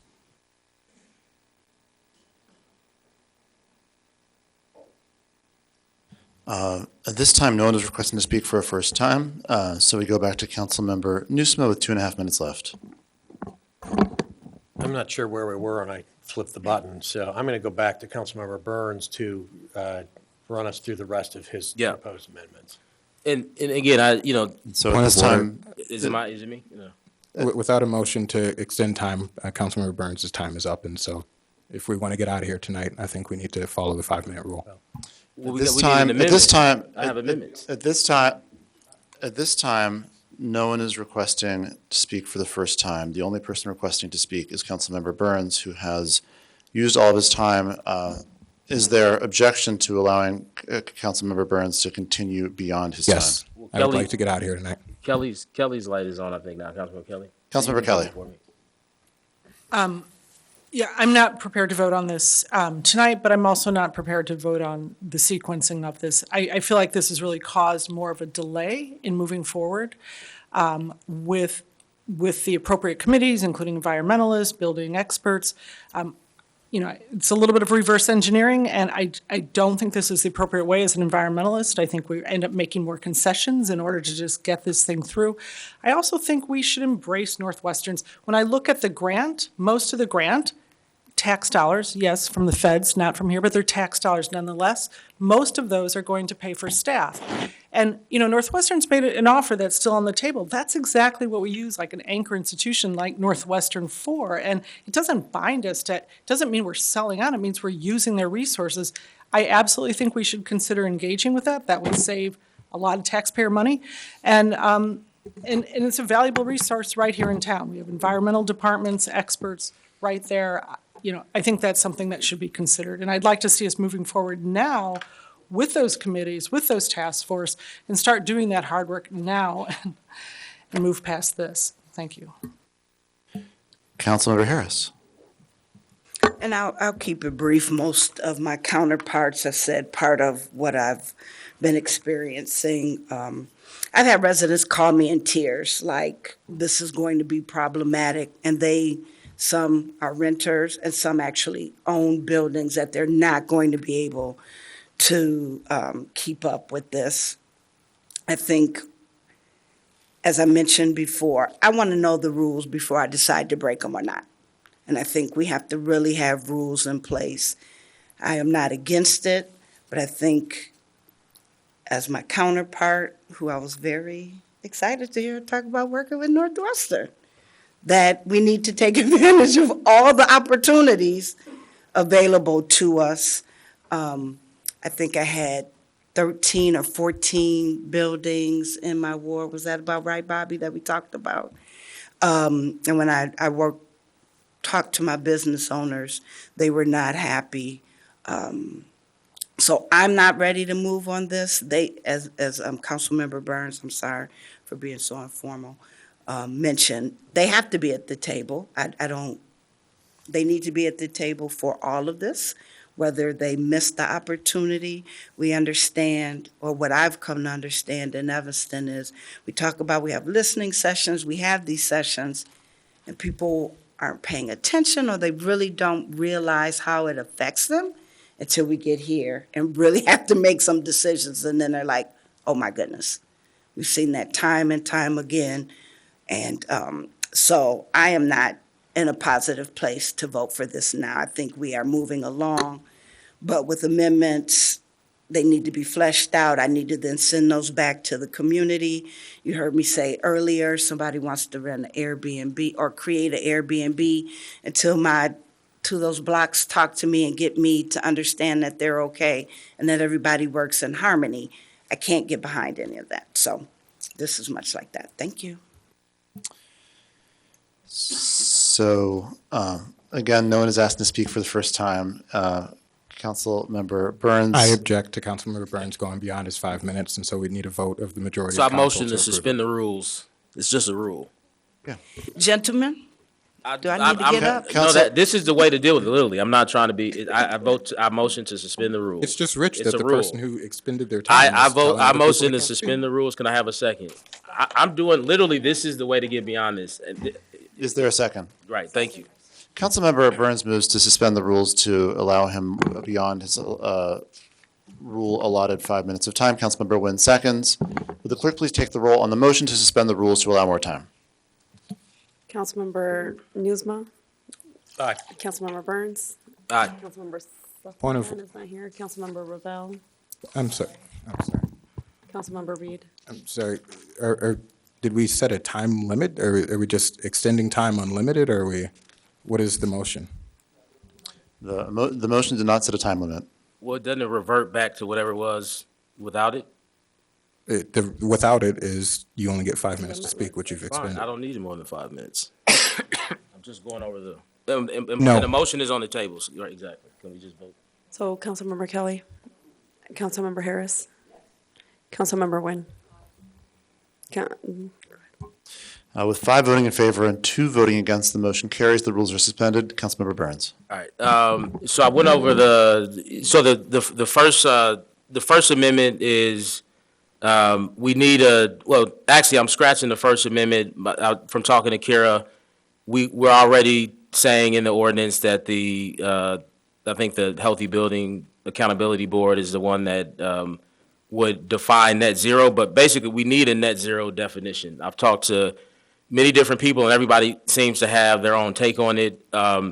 If Council Ruggie can confirm that that's the case, that that's part of their scope, then I'm happy to remove this amendment, but basically it would provide a definition that's consistent with the way net zero is used in this proposed ordinance. So I wasn't writing this to keep it in line with how other cities may be defining it. We use this in this ordinance, so I was basically trying to provide a definition that helps people understand the way it's being used. And then the second amendment is what I already described. It explains that the new membership for the technical committee would be 6 members. 3 appointed by the mayor, 3 appointed by the Neighborhood Building Owners Alliance.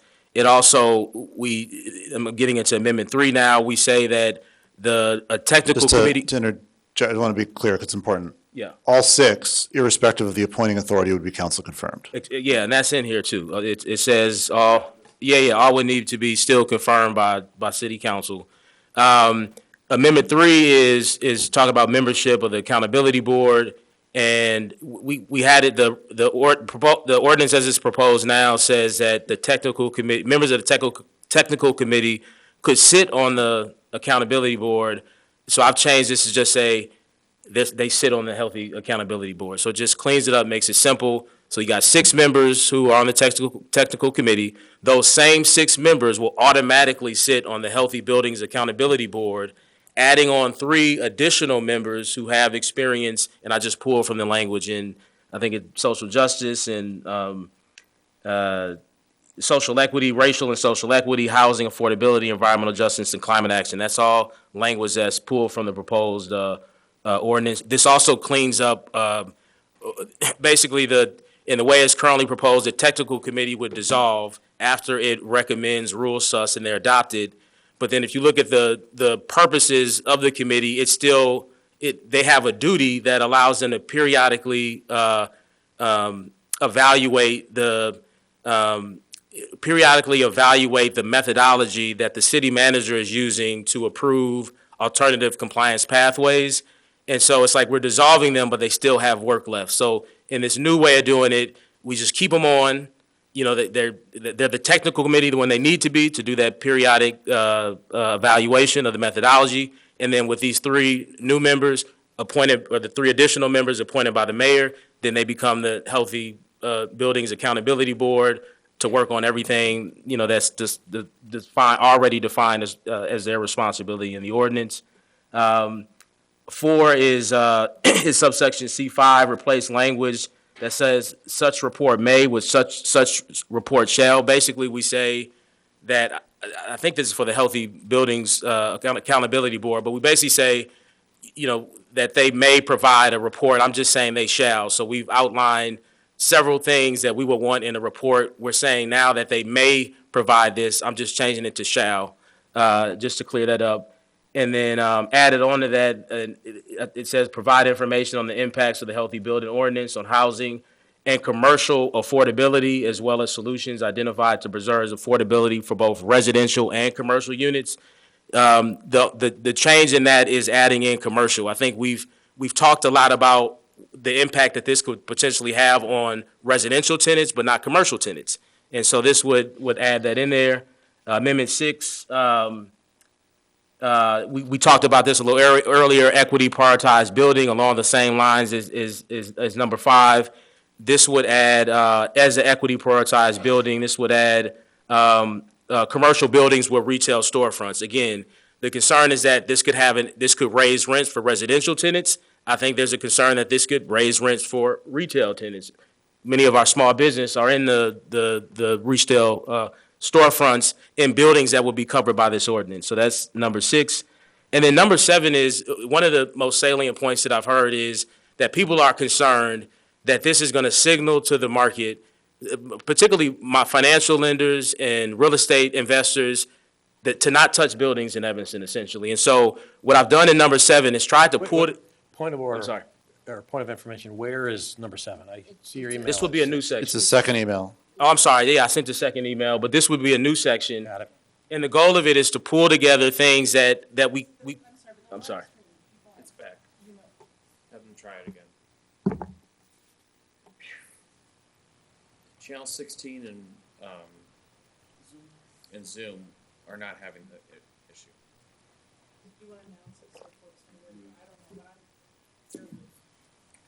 Sure. The YouTube stream is having, every 30 minutes or so, is having intermittent issues. Channel 16 and Zoom are not. So people can go to the city council agenda, click on the link for Zoom, which is not experiencing the issues, and channel 16 is not either. But about every 20 or 30 minutes, YouTube goes down for a couple minutes until it comes back up again.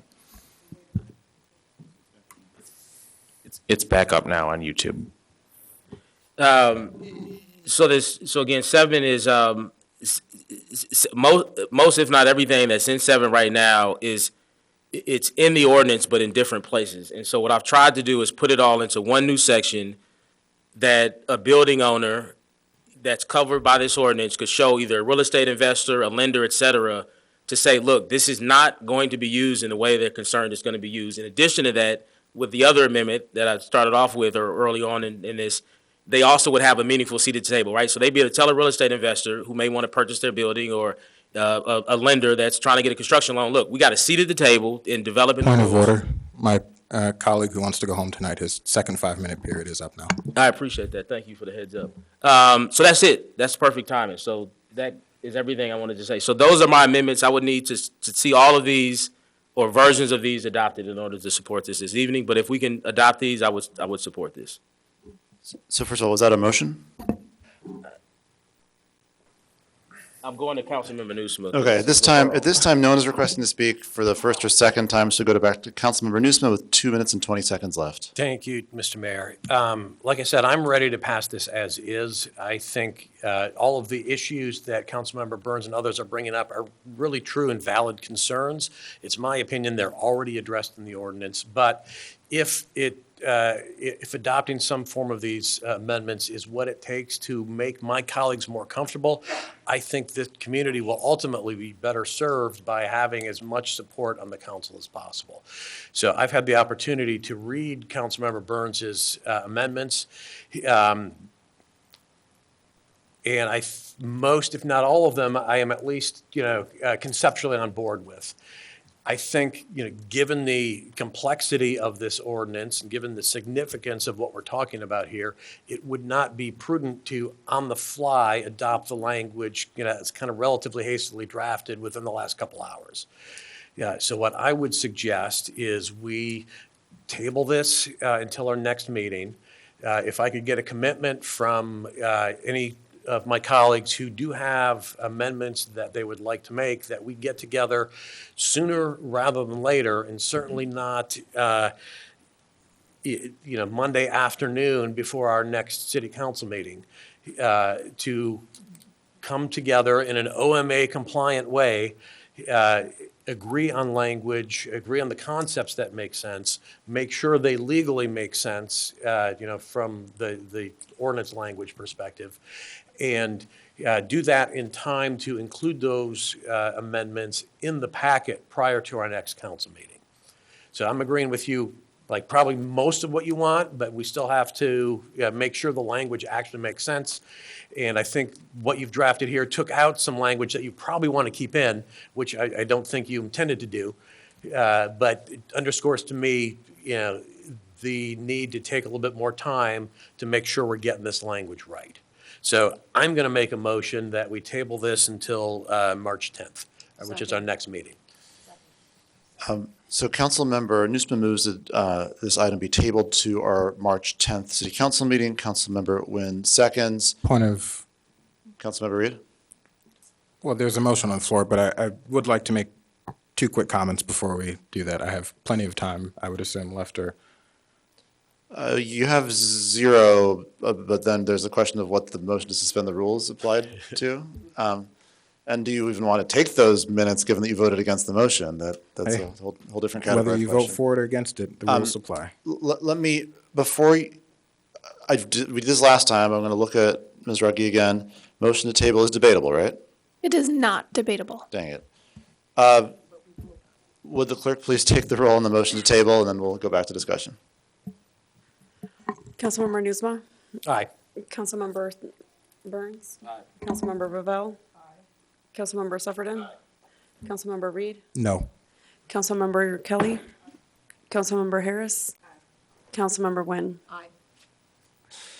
With 7 voting in favor and 1 voting against, the motion carries. The item is tabled and will be on our March 10th agenda. I guess before we call on Councilmember Reed, I heard a question, Councilmember Nieuwsma, that didn't have an answer. So I think there was a kind of a request to have a certain process carried out between now and March 10th to ensure that March 10th's meeting doesn't include amendments that are surprising people, that the packet includes any proposed amendments. Councilmember Burns, is that something you can commit to? Okay. Okay.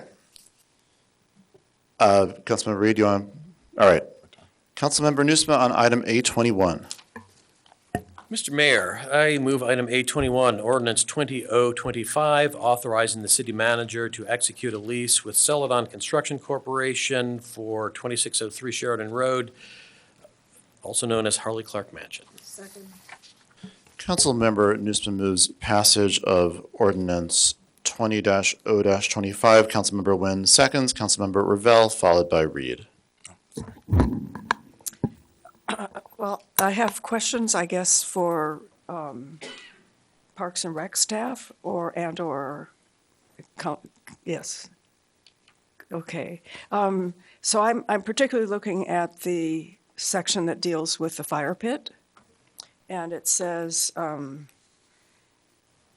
so neither party shall reserve more than 25% of the yearly reservations without prior written consent of the other party. And I'm just wondering how this is going to work, because we have very heavy demand from the community to use the fire pit. Could you describe how we can expect this to work? Yeah, absolutely. Mayor Biss, Clerk Mendoza, Member of City Council, Matt Poole, Deputy Director, Parks and Recreation. So our intention is that we would give the tenants a registration, a household, similar to how we register for programs currently. And then the organization would then use that household to reserve spaces available of the period of time that the fire circle is available for permitting, which is April 15th to November 15th. That's 214 possible days of reservation. So that gives Parks and Recreation 53 days to reserve, Celadon, the tenants, 53 days reserve, and then 207 or 107 for the public to reserve the space. Okay, so Celadon would not be able to reserve those 100 and whatever days. So the intention would be that Celadon would have up to 53 spaces that they could reserve, and they would be able to reserve them when the reservation system became open, just like it would be for the public. And then the city would continue to take reservations from members of the public for those other days. Correct, yeah. And so Parks and Recreation would reserve the ones that they intend to use for programs or for camps, and then become available, and Celadon would be able to reserve them, and then public would be able to reserve them as well on the regular reservation request process. And does Celadon really envision using all 53 or whatever days? I mean, I couldn't speak to Okay. that, but I guess the perspective would be that Parks and Recreation, we have about 30 to 35 standalone programs, and probably additionally another 10 programs that we intend to use. We usually, throughout the year, are about 45 to 50 uses, and I can't imagine that the company would use more than that, but again, I wouldn't speak to what their specific plan is for it. Yeah. But it is true that normally during the season, the fire pit is reserved. Community members use the fire pit almost every night, every day. Yeah. So there are almost every night, and we did the numbers in 2024. There were 122 permits issued out to residents or resident groups that wanted to use the fire circle. And right now they have a guaranteed 107 of those slots, but it could be more. Yeah. Well, I'd be interested in my colleagues' thoughts about that. I also, then I have questions about coordination with beach and park use. So Parks and Rec programming is Monday through Thursday, 6 a.m. to 5 p.m., and Friday, 6 a.m. to 12 p.m. But, so Parks and Rec doesn't have weekend programs and activities at the premise?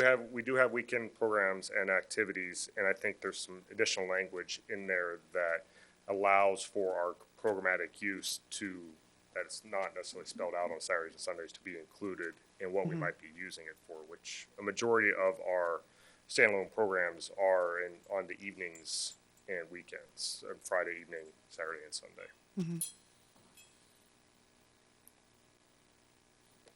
And I believe in the lease, it also defines that what our use is in 2025, including on Fridays, Saturdays, and Sundays, it would be the foundation of what we would extend going forward, along with communication with.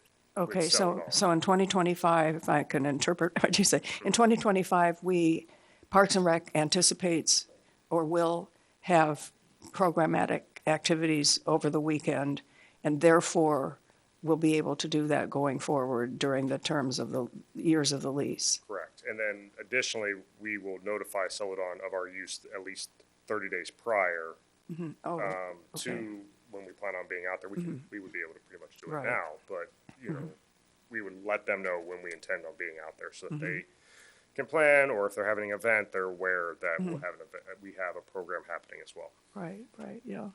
And then the general public has access to the grounds every day, all day. Right. Well, along normal park hours.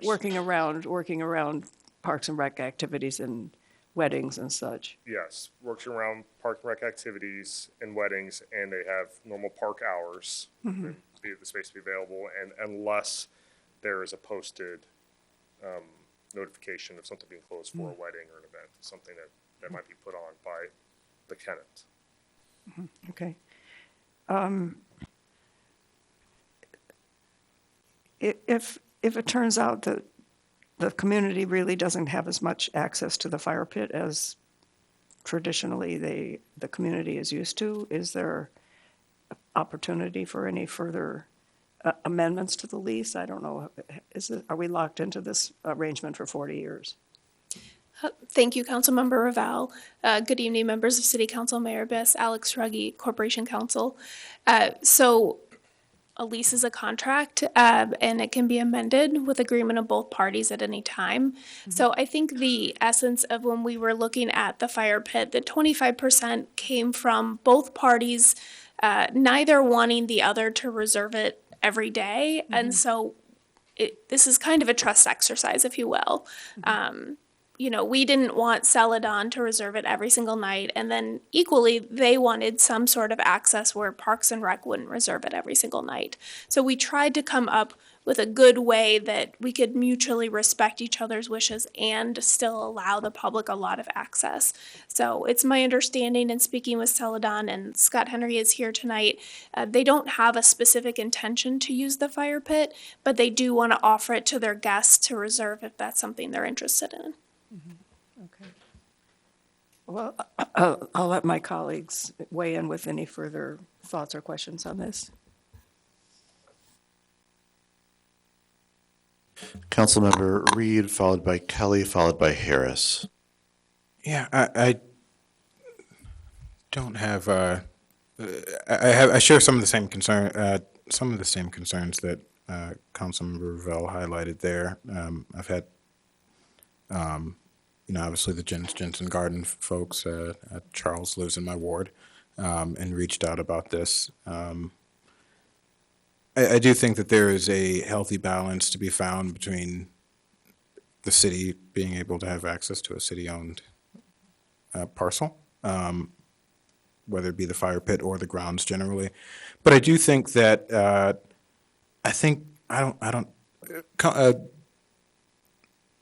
Are there issues that staff have with this as drafted? Are there concerns that staff feels aren't addressed in the current draft? Speaking for Parks and Recreation, no.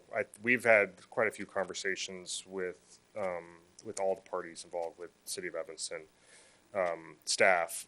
And I think like Ms. Ruggie said, this is a bit of we are going into this open eyes, trust to exercise, and our intention is to be good neighbors, good partners, to be able to utilize the space to the best of its ability. And from the standpoint of the legal department, there. Yeah, Councilmember Reed, thank you for the question. So we were able to work with city staff throughout several different departments that access the mansion as it stands, the beach, and the grounds in general. And so city staff was really active in participating in the negotiation.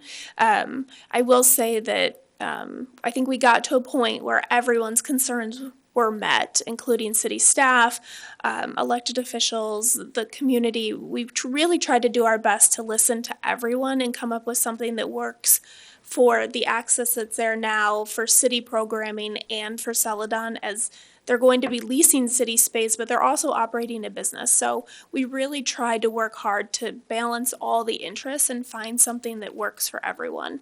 And from city staff perspective, I think we were all really happy at the point we got to. Thank you. So well, thank you for that, and good work on the team. And I presume not that you can speak for Celadon, but Celadon obviously is supportive of this as proposed. During our we wouldn't conversations, be they here if they agreed weren't. to all of these changes, yes. Okay. All right, I'll hold my comments there then. Councilmember Kelly, followed by Harris. Thank you. Just to dovetail on the fire pit, so what about that proposal of just per week, so that it's not just loaded up in the summer? There was a proposal that they would have access to so many evenings per week or per month, as opposed to 25%, which will mean, is that not, wouldn't that be a better option that would ensure that it would be open and available? Well, I would say that I'm not necessarily aware of that specific proposal. I know there were several things that were talked about. I think the decision in the end to split it up in this way is more a percentage way. It's easier for us to manage opposed to having to manage a week to week.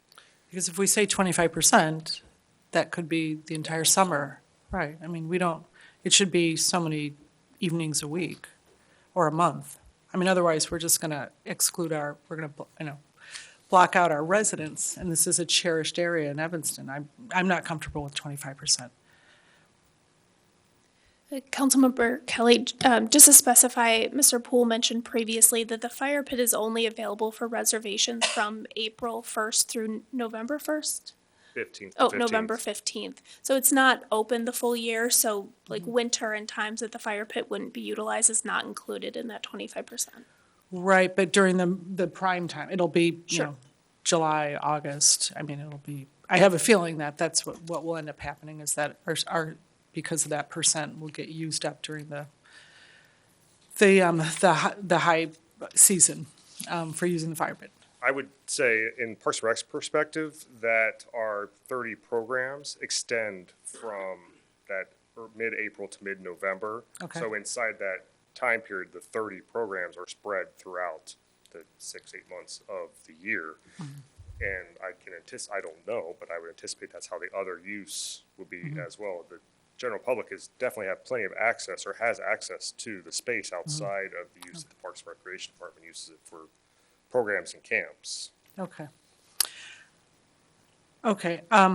Yeah, I guess I'm concerned about just residents being blocked from that. And I also just have a concern generally about the public access and use. It doesn't feel like it's that specific.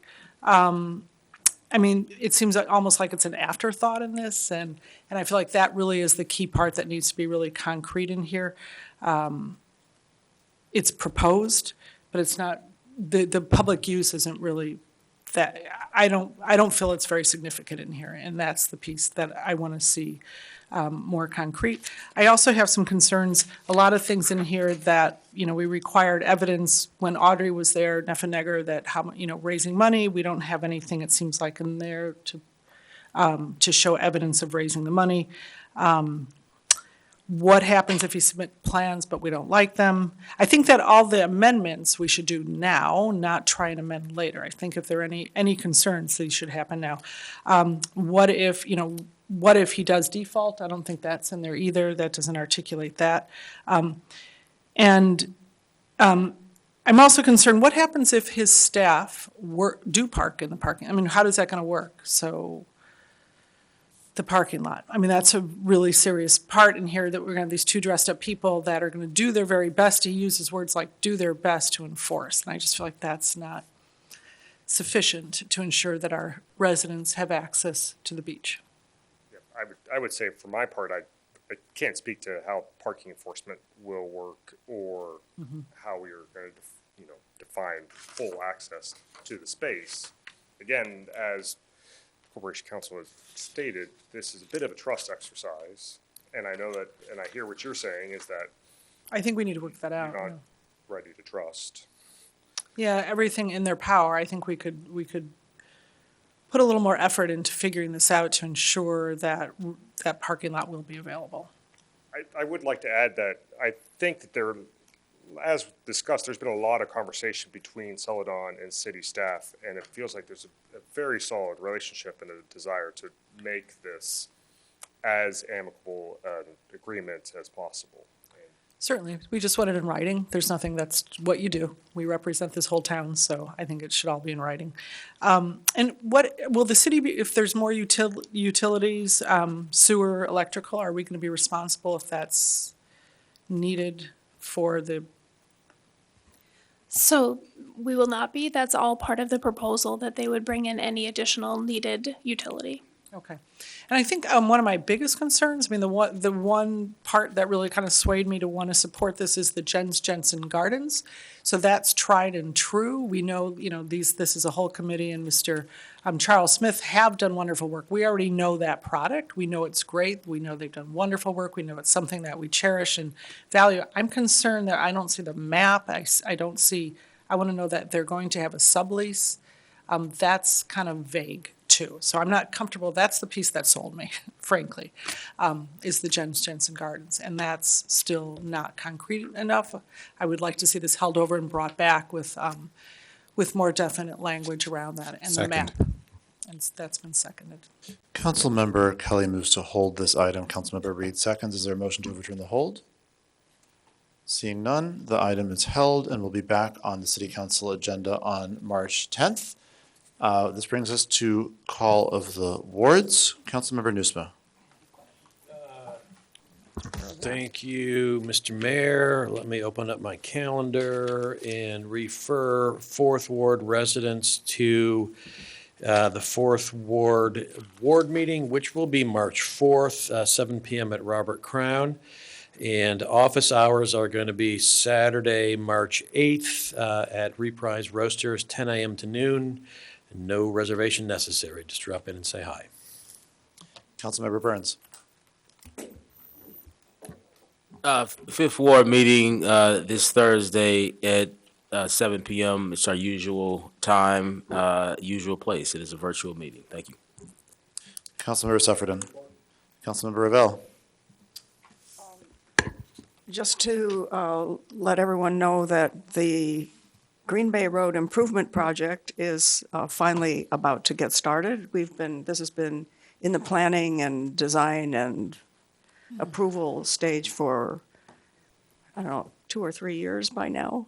So it's finally, we're kicking it off on Friday. And so they're going to be redoing a water main. They're going to be making wonderful improvements to the traffic lights, to the intersections, to the sidewalks, that whole awkward corner at Central and Green Bay where you have to walk up the steps is all going to be made super accessible. And anyway, so there's going to be a bit of a challenge getting through that area probably for the next few months, but it's going to be worth it. Councilmember Reed. Thank you. There will not be an 8th Ward meeting this Thursday. That will be rescheduled for next week. And so the newsletter will go out regarding that. And then finally, just on HBO, I really would encourage this body to, and our, law department to continue looking into legal concerns around HBO. This wouldn't be the first or only or even last time, whether it was OMA, FOIA, ranked choice voting, civil service laws, and now maybe HBO, where I've raised legal concerns and no one's listened, and we've passed an ordinance, and then we've faced legal consequences, or maybe in some cases the mayor stepped in and stopped it from happening, but where we faced legal consequences. And I don't want to see that happen with the healthy building ordinance. It is going to be an important ordinance, and I think if we rush this through, as we've done with some other items, we could find ourselves in a situation where either parts or all of this ordinance is unenforceable. So, thank you. Councilmember Hercaris. Just a reminder that next month on March 17th, we will have a 9th Ward meeting at the Prieto Community Center from 6 to 8 p.m. There will be a hybrid option. We will be hearing from ETHS Geometry and Construction folks and Community Partners for Affordable Housing, talking about the Geometry House projects. Hope to see people there. Councilmember Kelly. Councilmember Harris. Yes, I'll be brief. This past Saturday, we hosted a learning hub experience where we had over 37 vendors. I think we had 100 people in the room. We did borrow the idea from Councilmember Burns' education, housing experience, and it went really well. So I do want to give you credit for that. We're already planning for next year's experience. Tomorrow, and it's invite only, but it's the final reparations dinner for our ancestors. We have paid most of our ancestors for the reparations, and our final dinner will be tomorrow evening. And then second ward meeting will be March 11th. Thank you. Councilmember Nguyen. Yes, my last office hours will be Thursday, March 6th. The coffee's on me. Brothers K, 7:30 to 9:30. I invite anyone to come by and just talk. Last one ever. Yeah, I'm buying the coffee. Only two or fewer, though. Yeah, okay. It's not bottomless. You get one cup. And now, seeing that we've solved all the city's problems, the February 24th meeting of the City Council stands adjourned.